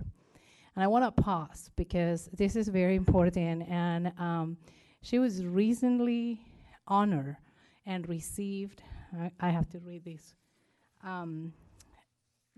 Celebrating the Diversity of Labor has been awarded with a 2019 Best Community Project in the 18th Annual Mosaic Arts International Jury Exhibition.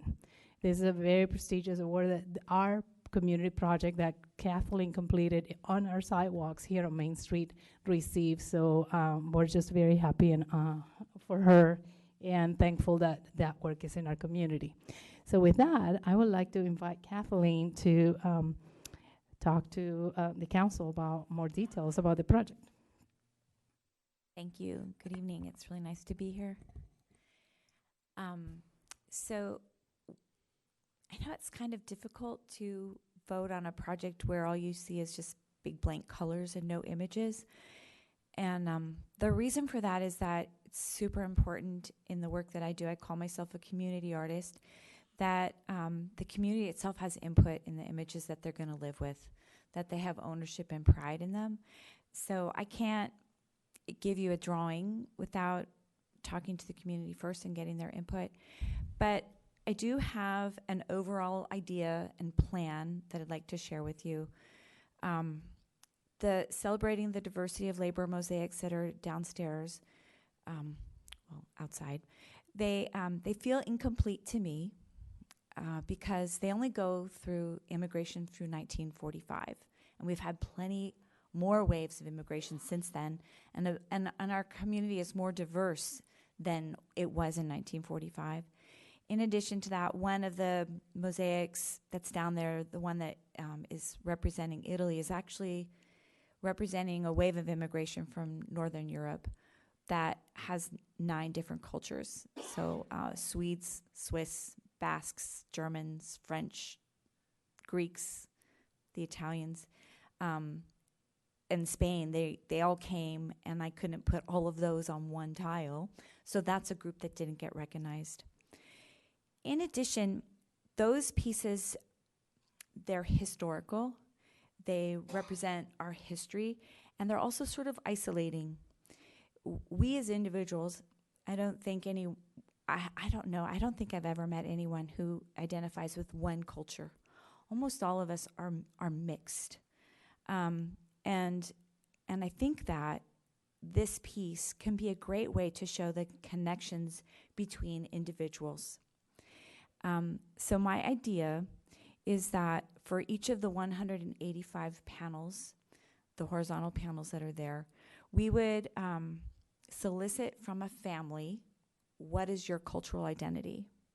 And they would tell us what it is. You know, maybe it's 2 regions in Mexico and 1 region in El Salvador, and German and Portuguese.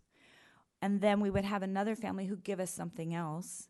And if those 2 families shared, for instance, El Salvador, we would put their 2 family panels beside each other, and the patterns that represent that culture would bridge both panels. So I have this little drawing on top of the garage there, and you can see those circles.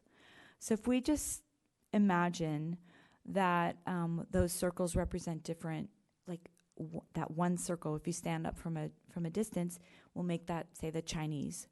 And so every family panel in that grouping would have a connection to each other. Could you give me the next slide, please? It might be hard to tell because I colored it light pink, the one back. That light pink one up there, that would be one family group. That's an 8-foot wide section, and one corner of their piece has a part of a circle that connects to 4 other panels. So that's like one family's history connects to 4 other families' histories. Thank you for the little hand right there. Okay. Yeah, we could do the next slide. And then the next slide maybe, or do we have one more? We're done. Okay. The other thing that's really exciting about this project to me is that it doesn't have to be my drawings. I have this overall vision, but our community is full of really talented artists. And there's no reason, well, there's lots of reasons for me to invite them in. I'd like this to be a community project. And so who knows, maybe Jaime Sanchez will do the El Salvador design for me. And so every family that has El Salvador would get Jaime's pattern for El Salvador. Or there's just so many artists and there's so many opportunities. We could potentially say, why don't you develop the whole panel for this family, just include these 3 patterns, and then in this other space, whatever you want. So I'm looking forward to not only working with community at large to figure out what they would like to see up there, but to get other local artists involved in the process. One of the ways I love farmers market, so if the project is approved, we'll have a regular presence at farmers market, gathering input from people. And I know that because we're going to have to do community fundraising as well, we'll go to other, like Knights of Columbus or Rotary and other places, and get input from them on their family histories.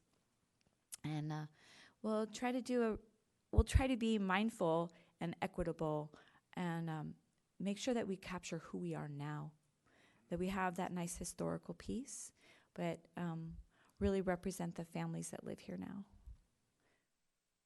It's back to you? Back to me. Thank you, Tamara. Thank you, Kathleen. I just want to share with the council how this project links to your strategic plan. And there are several areas that this project touches on. One, economic development, definitely by creating that placemaking place here in the downtown area, like at Museo.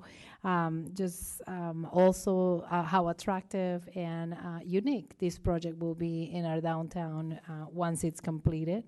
Definitely, it touches on community engagement and community well-being by providing positive activities for youth to engage in our community through this large installation of art project, and public safety, providing youth with a positive opportunity to again be engaged in a free art center. So this evening, the recommendation that we have in front of you is that by motion, you direct staff to proceed with the Watsonville Brillante project at the Rodriguez parking garage, and that will include developing a lease agreement for the Museo Park. If you decide to approve that this project move forward, then we're asking council this evening to appropriate $60,000 to the general fund in order to prepare the surface of the parking garage. And I want to pause a moment and just bring to your attention that in our current capital improvement plan, we have $110,000 already in our plan to maintain the concrete of the parking structure. So this will be instead of that. Because the work needs to be done anyways, because paint is chipping away and the metal underneath might start rusting. So the maintenance is required. It's not something we can avoid. So this will be instead. We're also asking the council to approve the in-kind contributions that have been requested for this project, in support of this project, and that's basically access to the garage, water and electricity at the garage when the installation is taking place, and that's only twice a year for 5 years, and waiving the $10,500 estimated building permit fees for the project. So that is the recommendation this evening, and we're happy to answer any questions that council may have. Councilwoman Garcia? This is such an exciting project, but I do have some questions. In regards to the in-kind contributions, what would be the estimated cost of usage of the water and electricity for those 5 years? I actually don't have an exact amount, but I probably would say it's negligible in the sense it's as much as required. Maybe you can help me answer that, how much water and electricity you're going to need. Actually, if you don't mind, I'll have Suzanne from Rinaldi Tile Perfect. come on up and talk about during installation how much water and electricity we'll use. Yeah.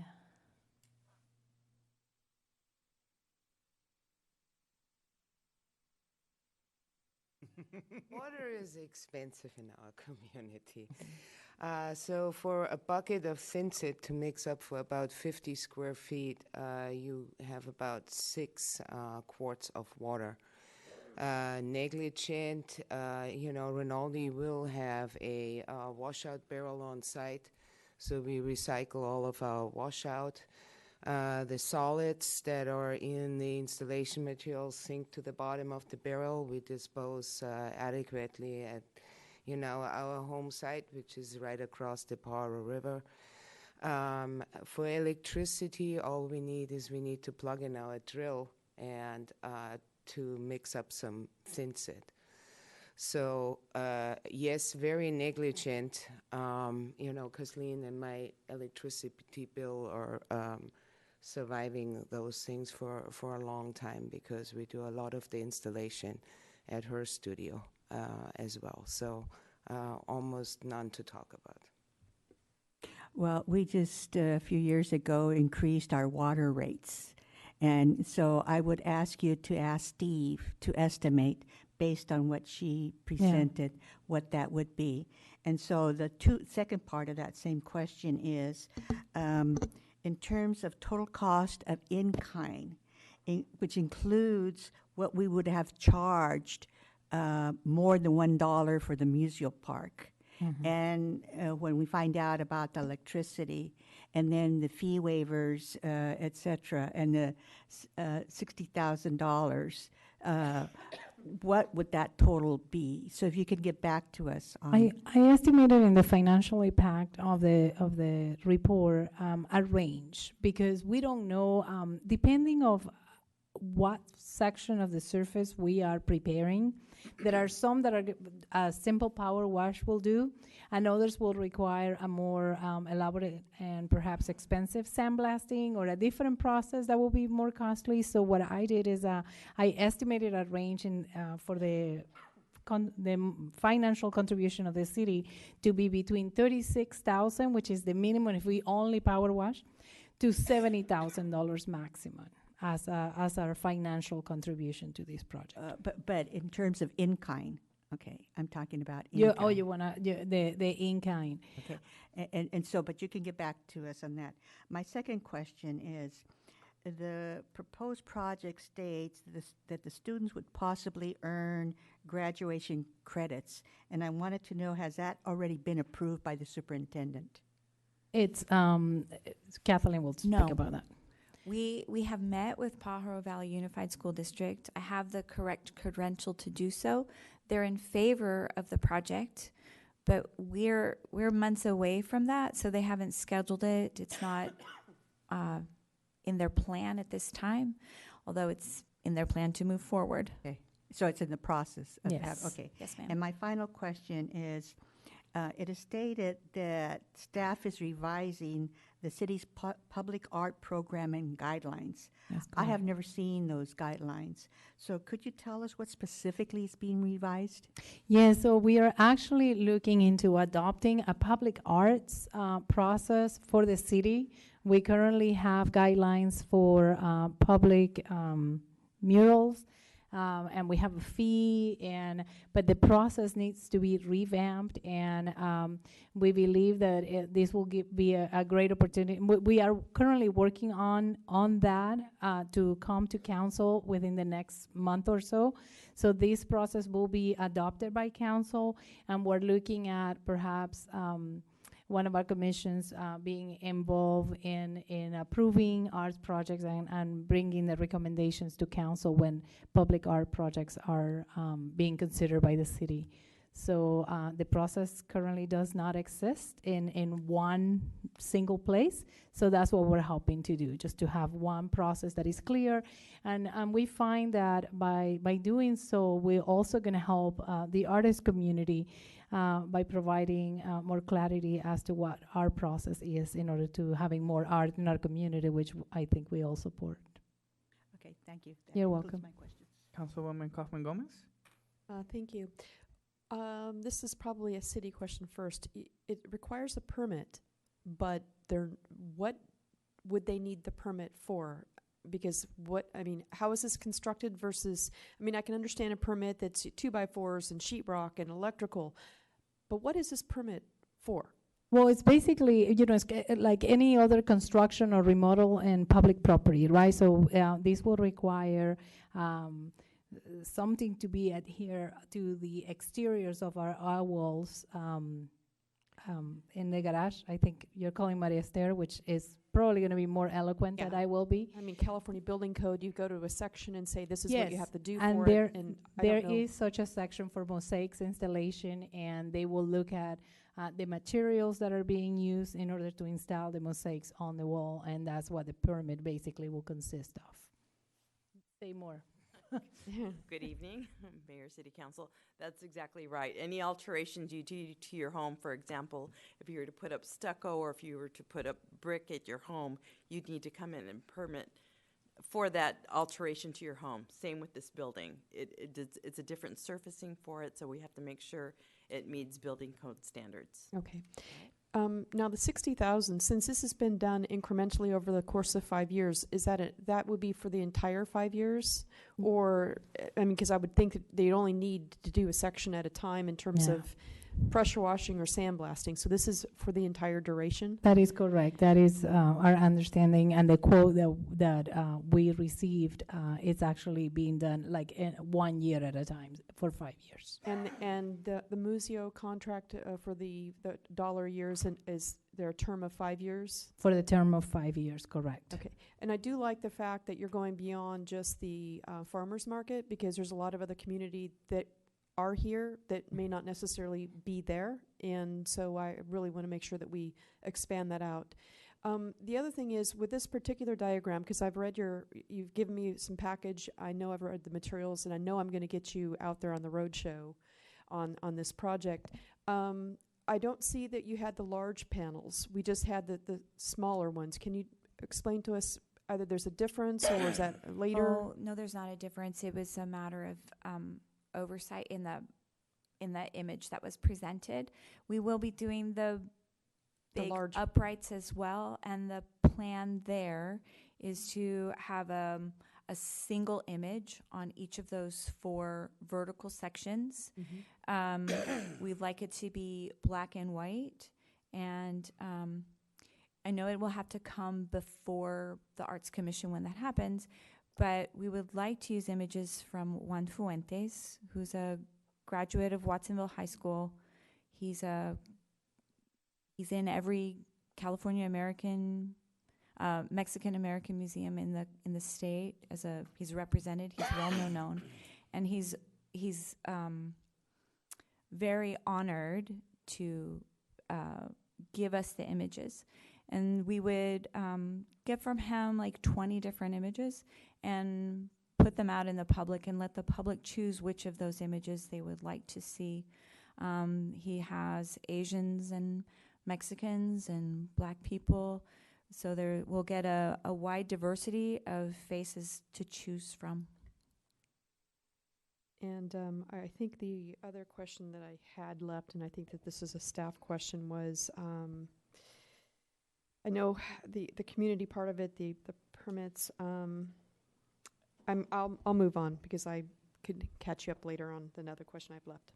And Mayor and Council, if I might respond to Councilmember Garcia's question about in-kind. So our estimate on that would be for the in-kind water and electrical not to exceed $1,000 over the course of the project. So it's a negligible amount. Councilman Gonzalez? Yeah. It's a awesome project, but I do have some concerns and I have some questions. My fellow councilman asked some of those same questions, but I do want to make sure that 60,000, approximate 60,000, is for the 5 years. But my concern is this: we still have to paint our garage on both sides, inside and outside. Are we going to do this in conjunction? Is that going to take that long, 5 years, to paint our garage? No, I don't think it will take 5 years. I would think we will coordinate the work. One of the great things about working in this project with Kathleen and having her team do an assessment of the surface along with our maintenance staff is that initially Kathleen was thinking of starting on 2nd Street. That was like what she thought, like, oh, that's what I want to start. But then when we looked at the surface, the conditions of the surface, we actually know that the most the side that needs to be addressed sooner in terms of maintenance is actually the one that faces the post office. So Kathleen has offered to start there, so we can start addressing the area that needs the most maintenance now on the exterior. And of course, we're not using all the money that we had earmarked in our capital improvement plan. We had, like I said, we had 110,000. We're asking for 60,000 of that same money to be appropriated for these over the course of 5 years. But the remaining of the money will be then used for the regular maintenance that is necessary at this time. So we will do both. We will face the exterior and do the maintenance of the interior as we were it was earmarked for to start next So year, you're saying next fiscal year. Sorry to interrupt you. You're saying 110,000? And the capital improvement. Earmarked from the capital gains. So that roughly leaves us with 50,000? Correct. To do the whole garage, repaint the whole garage. I don't know that the whole garage was earmarked to be repainted, but what I know, that money was set aside to fix a little bit of the epoxy that is on the floor. When you drive out of the garage, you can see that there are some areas that need to be maintained. So it was for that, and then the exterior walls. So there's not much more that at this time was earmarked for the garage itself. And I do have a concern with the waiving the permit fees, because I'd hate to set a precedent. I mean, that just concerns me, because I know we want to have other artists are going to want to put other murals up, and if they say, well, if you already waived the permit fees for this project, why don't you waive the permit fees for my project? And I don't want to set a bad precedence, and I think at least if they pay something of the permit fees, so it's been said that something was paid towards this, so we don't set that precedent. Something to keep in mind is that not all our projects will require a permit. This one, because it involves construction, it requires a permit, and the artist is doing the heavy lifting of the fundraising of a project that could, the value of the project could near the $2 million, and yeah, but I'm just trying to get to the point of it might be a simple mural. Yeah. But that artist is going to come saying, well, that artist was able to be waived, and mine's only $1,000 or $2,000, and are we going to set that precedence of saying, when we do murals, when we do any artistic work in our city, we're going to waive permits? That's one of my concerns. So, Councilmember Gonzalez, I appreciate that question. I think what sets this project apart is that we're talking about improvements to a city-owned facility, which would be different from a general art project that gets proposed on private property, as we often see, or other parts of town. And in this case, we're talking about structural improvements that will benefit from on our city property. And Maria Esther, our city engineer, can talk more about this, but the mosaic surfacing on the building will actually provide a better quality more resilient exterior to our garage than what we have now, in addition to the value of having the art piece. And that's why we were having some consideration around, in this case, waiving of the building fees and acknowledgement of the additional value that we will retain on the building once it's complete. I understand the concern about setting precedents, and I think because of the uniqueness of this project, it's a little bit different from our typical art proposal or art permit. I understand the importance of, but also the other part of, are we going to be held liable if that adhesion doesn't work? Because we do the work of the prep work? That is why we are asking that the installers obtain a permit so that it can be reviewed and, like as Maria indicated, be in compliance with building code. So, and part of the agreement that we will do once the art it's approved and the installation, part of the agreement with the artist will be the installers will have their proper insurance to do the installation.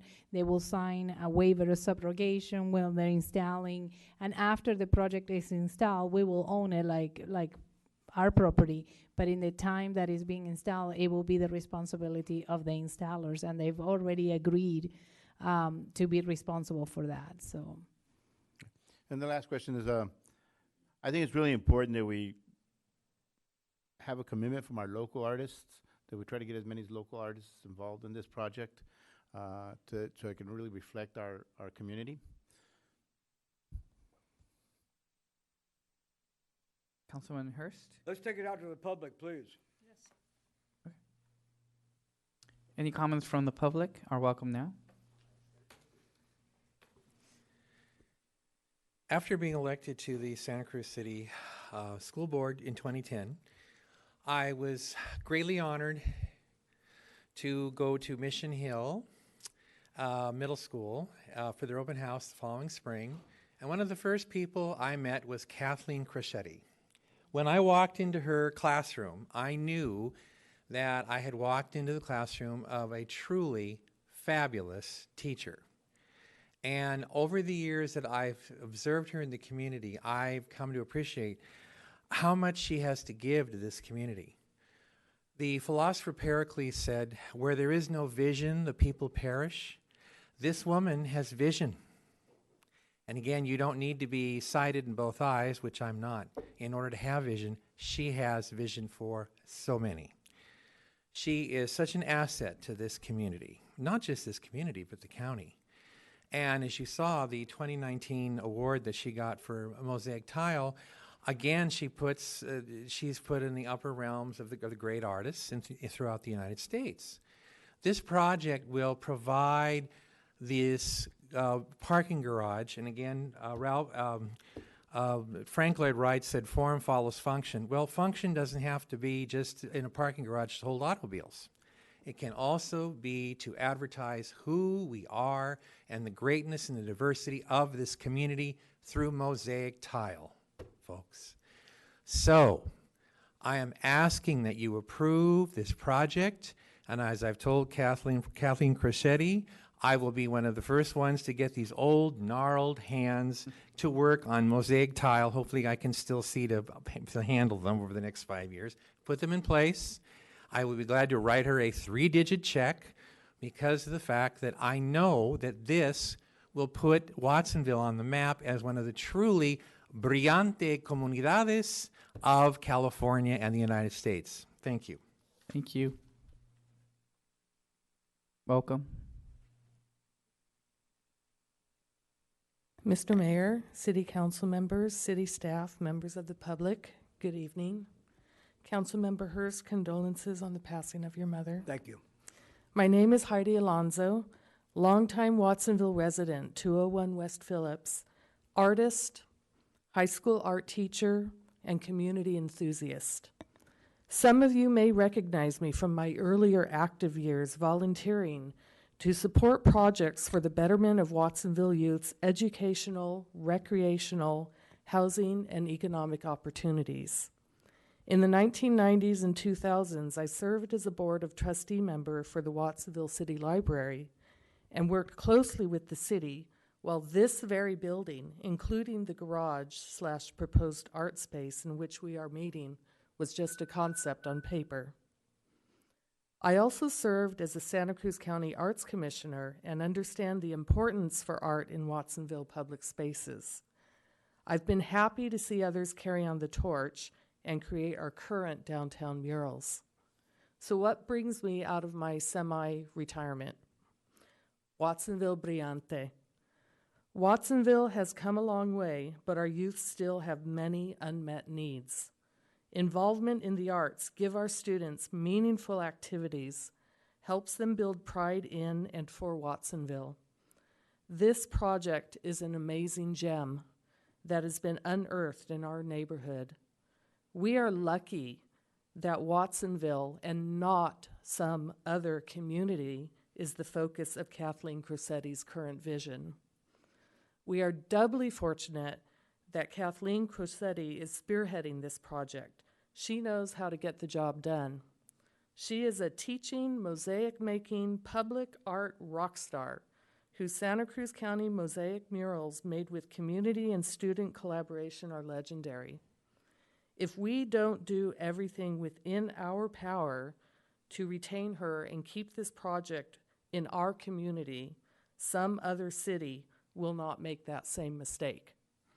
Please do the right thing and proceed with the Watsonville Brillante project and make this a reality for all of us.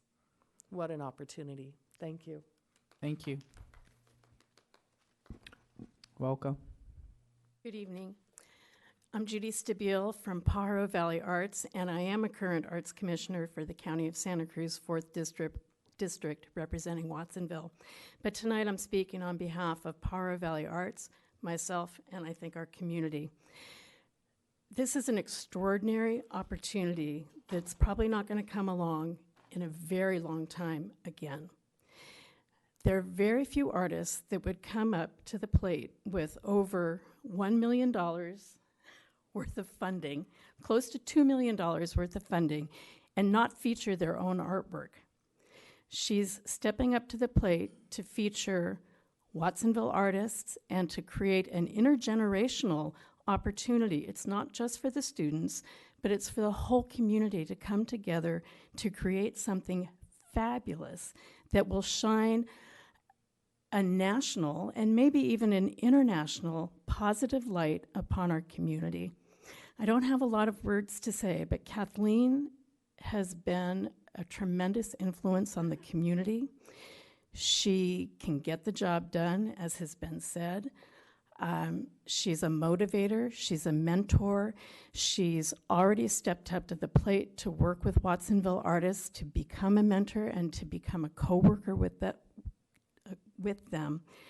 I can't say enough about Kathleen. I've worked with her in different capacities over the years, and I just think this is a fabulous project and opportunity for the city. Thank you. Thank you. Welcome.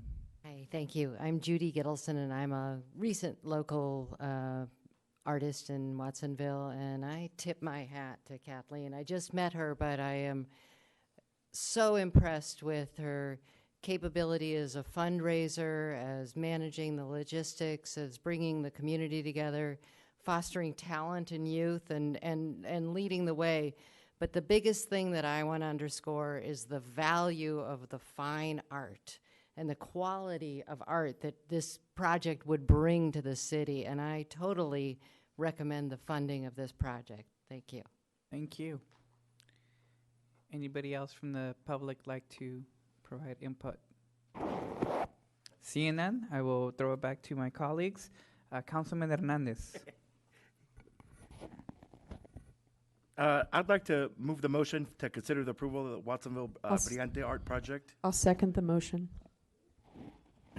I know that probably we have some discussion here as well, but this is a very remarkable project, and very impressed with all of the work that's been done here and how you were able to really bring the community in on the project that's downtown with the recognition you've got for this community as well.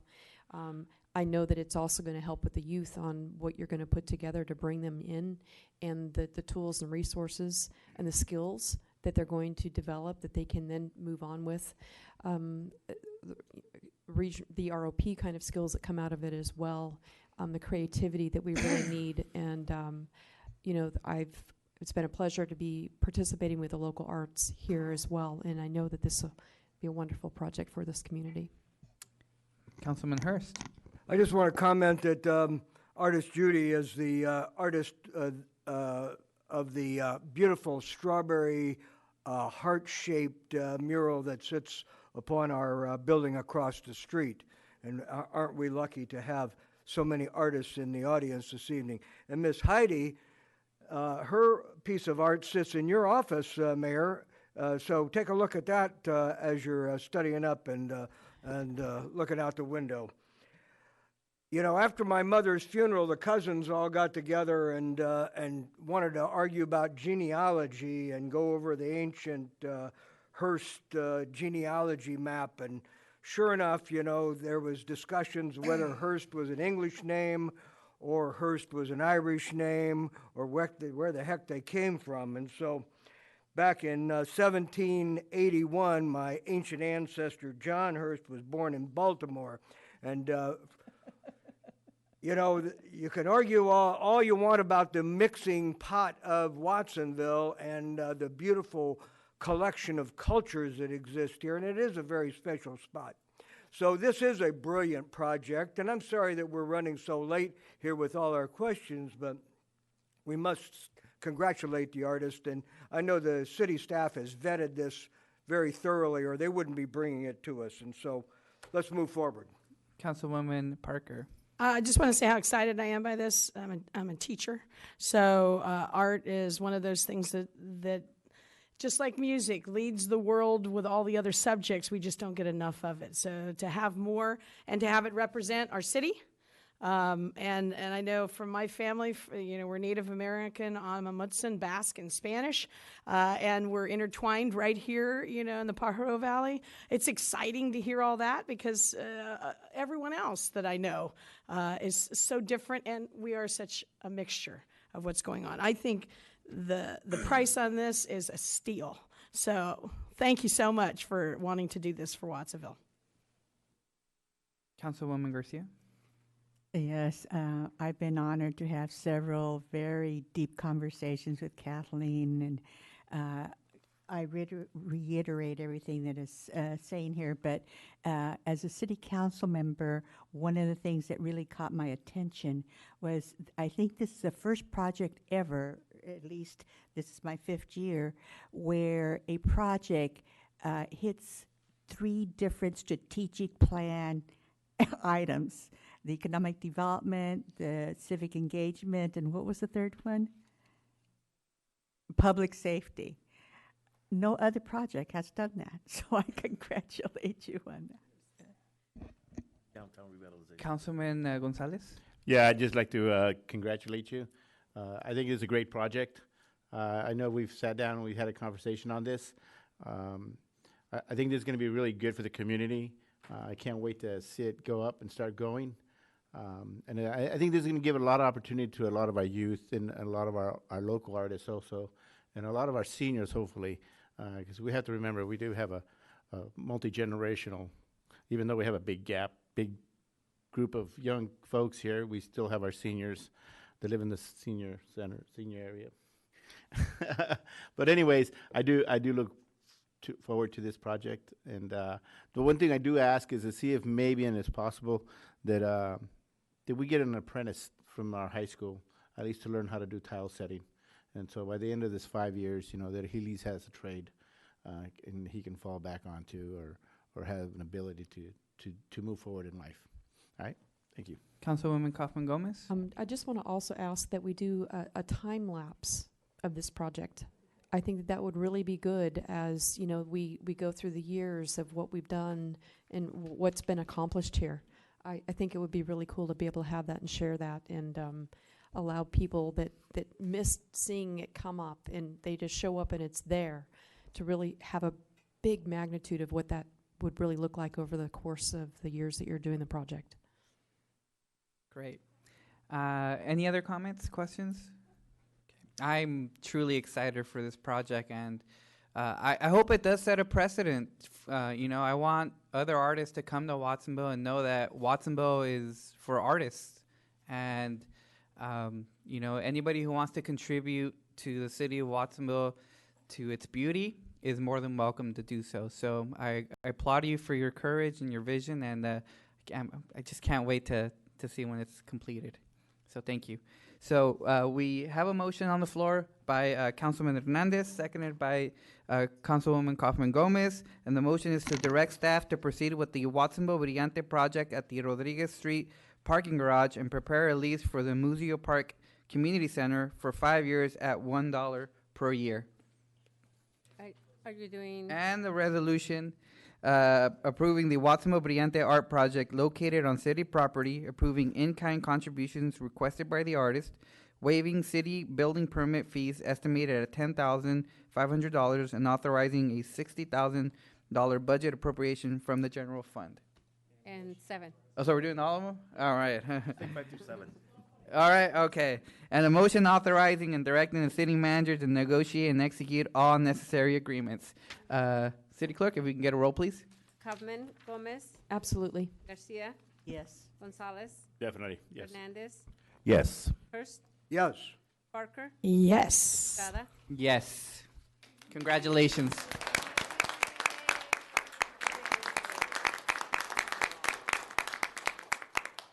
Okay. Thank you, Tamara, for the report. Appreciate it.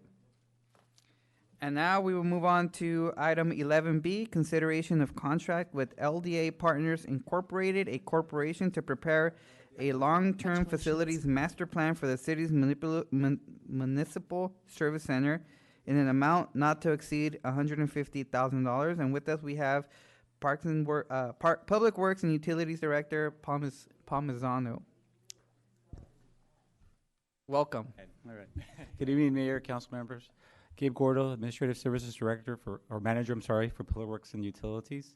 And we're here this evening to speak about our Municipal Services Center. We're here to recommend the City Council adopt a resolution authorizing and directing the City Manager to execute a contract with LDA Partners to prepare a facilities master plan for the Municipal Services Center, and to appropriate $150,000 from the Solid Waste Fund to fund this planning effort. So the Municipal Service Center is located at 320 Harvest Drive. For those in the audience, has been between West Beach and Riverside Drive. It consists of about 7.3 acres, and it's classified as general industrial in our zoning maps. It's the headquarters for 116 staff. It houses our fleet maintenance divisions, our solid waste operations, traffic systems operations, customer service division, water services, parks operations, fuel services, and parts of utility administration. So a lot of activities occur at this center, this facility. The facility is a collection of pre-manufactured buildings, steel buildings, that were erected and built between 1965 and 1985. So as you can see, some of our infrastructure is aging. Anything from the asphalt to electrical systems to mechanical systems. We need adequate parking for our vehicles. In the future, we're going to grow. We're going to have more vehicles at the facility. We need adequate space for our staff, locker room facilities, adequate desks for our office staff. Our shop also is with the increase in fleet. Our shop operations also need to grow. So we need adequate space for them, for our mechanics to work safely and have enough room to work. Our waste and recycle center, which is located at the facility, is also experiencing high demand. As we're nearing the closure of our landfill, there's more demand for the services at the facility. There's also increasing regulations that require us to operate in a certain manner, which we need to develop space to work in. So there's lots of reasons why we need to look at this facility in a very thoughtful and strategic manner, so we can grow in the future. So, in thinking of that, we developed this following project goals. Our goal is to have an improved modern facility with the adequate space for current and future staffing. A facility that has a centrally located administration building, a facility that complies with the current building standards, that improves the employee experience and satisfaction, which we hope would lead to improved work environment and increased and better teamwork. And also, which is very important, is that it provides adequate flood protection as the facility is in the floodplain. The scope of work includes an engineering and evaluation of the condition of existing buildings to determine the current and future space needs for the facility, where the scope of work would also provide recommendations for optimal facility location and building layouts.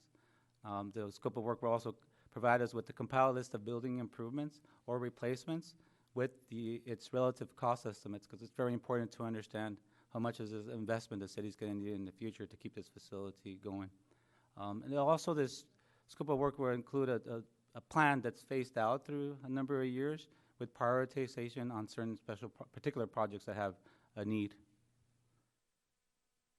So how did we get to this process? The staff developed a consultant selection process that included advertisement for qualification of statements from architectural firms. The city received submittals from 5 architectural firms.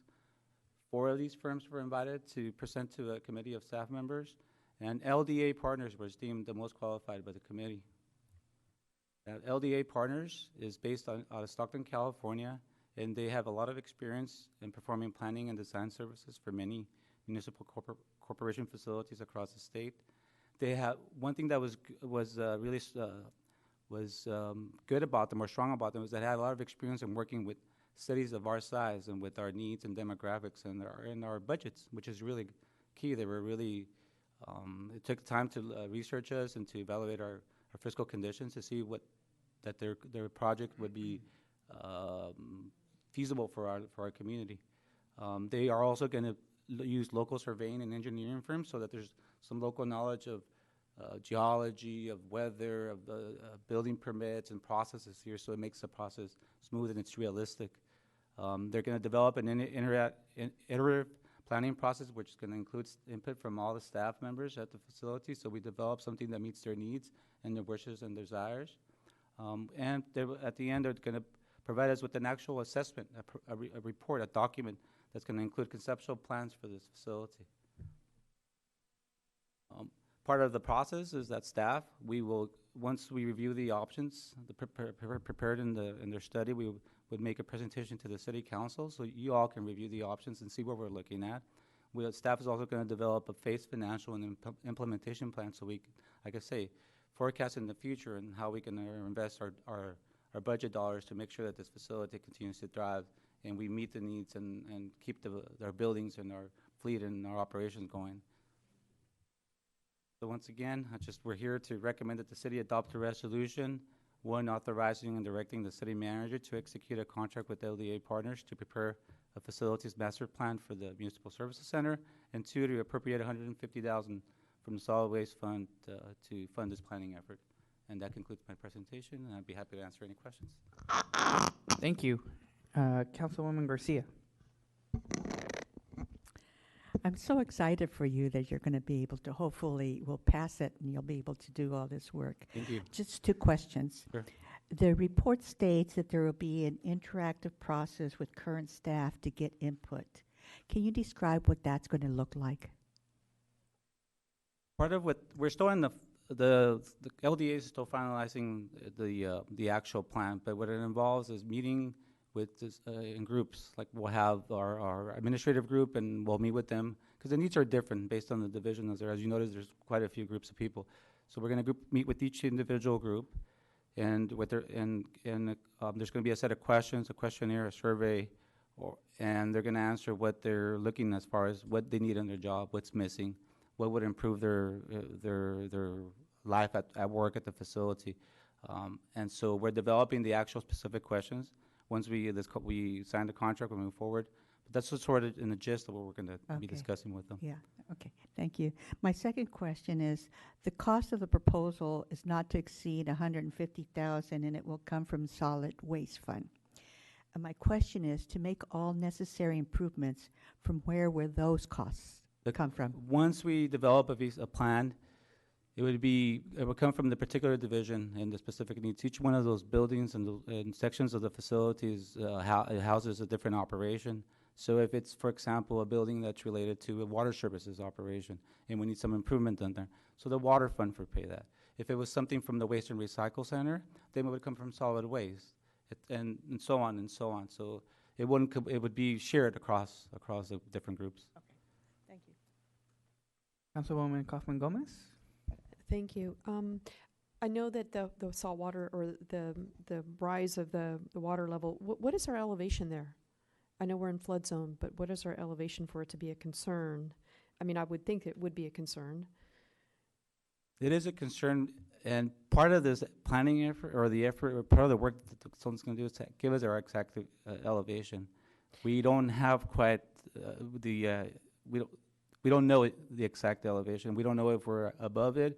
We believe we are, but the engineering firms will tell us, and they'll also tell us what sort of projects we need to implement to. So this will give us, in response to this investment, we'll get that information. Because again, if we're going to do any structure and we're in a flood zone already, making sure that we're, preparing that far forward, because we know that we're going to see issues with the sea level rises. Yeah, and that. A little bit. We do know it is somewhere if there were a major flood and it was fully flooded, it would be somewhere between 2 and 4 feet of flooding in that area. So we know that any new buildings will want to raise that the ground level of the elevation by whatever that is, something in that range. And it is actually one of the first studies that we're going to do as part of this project, because like you said, you're right. We need to make sure we conceptualize any plans according to that. And well, and the other thing too is going vertical. I mean, we only have so much property that's here. Doesn't mean that we're not going to be short staff,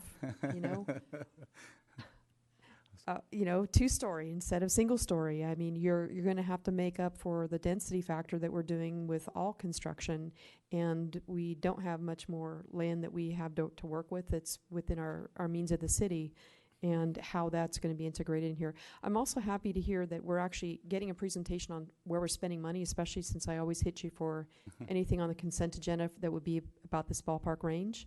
Do you have a turn time of when you think that this will be rolled back over to us and making the rounds? The process is going to take a while. So we're probably going to take 6 to 8 months for them to provide a initial report. So we're looking at the beginning of next year and the end of this year for our presentation. And that will also determine like a percentage of each of the different departments that would be contributing to this as a future investment. Yeah, we would probably have to do that analysis ourselves. I mean, the consultant's going to just give us the improvements, give us a cost estimate, and we know which facilities are going to go where, so we can prepare that. What is the current square footage that we have there for the buildings? I mean, I don't have it offhand. We do have it. I don't have it on me right now. And then maybe identify, where we are now versus where because you need so much per square footage per employee that's there, 115, plus also the extra load that you're having with them, the extra vehicles and everything else that's going along with that. It'd be a good idea for us to sort of know here we are, because you probably have 114 people are probably packed on this campus. They are. And we know that that's going to involve a significant square footage for capital improvement on this type of a big picture. Thank you. You're welcome. Any other questions or comments? Yeah, I have one. Actually, when you gave me the tour of the facilities, the facility looks great. No, I'm just kidding. One of the discussions we had, though, was the concerns for the runoff of the water. Is this going to help us look at that and trying to come up with some solutions on trying to meet the requirements? Absolutely. Because it's something that we had the conversation and saying that it's that point is so high to meet. It's hard to get to that. Absolutely, that was one of the first items that I personally mentioned to the consultants that I was interested in as part of this project. Because obviously, I don't want make improvements that may provide bigger issues or bigger problems to deal with it in the future. And I believe that these improvements will also allow to better maintain this property, to allow us to better control that runoff and improve the quality of the rainwater that comes out of our property. So I believe this is a win-win in that. It gives us a good facility. It'll help us with some of the environmental regulations we're trying to mitigate. So it's a great project, and I'd like to see what the outcome's going to be. Any other comments or questions from council? Seeing none, I will now turn to the public. If anybody in the public would like to provide input on this item, we welcome any comments right now. Okay, seeing none, I'll throw it back to my colleagues, Councilman Hurst. Thank you very much. You know, this is something that should have been done about 25 years ago or so, but there was some financial issues that prevented that from occurring. So I'm glad that staff has fully vetted this and that we're able to move forward and that old dreams can be new again. So congratulations in advance to the MSC, and we're always open for a new tour. So I'll move the item. I'd like to second that. Okay, we have a motion on the floor by Councilman Hurst, seconded by Councilwoman Parker, to approve a resolution awarding a contract to LDA Partners Incorporated, a corporation, to prepare a long-term facilities master plan for the city's municipal service center in an amount not to exceed $150,000, authorizing and directing the city manager to execute contract, and authorizing a $150,000 budget appropriation from the Solid Waste Fund. If the city clerk can take a vote. Kaufman Gomez, Yes. Garcia, Yes. Gonzalez, Yes. Hernandez. Oh. Hurst, Yes. Parker, Yes. Estrada. Yes. Thank you. Congratulations. Thank you. Thank Thank you. you very much. Thank you. Okay. Item 12 on the agenda, emergency items added to the agenda. We didn't add anything to the agenda. Okay.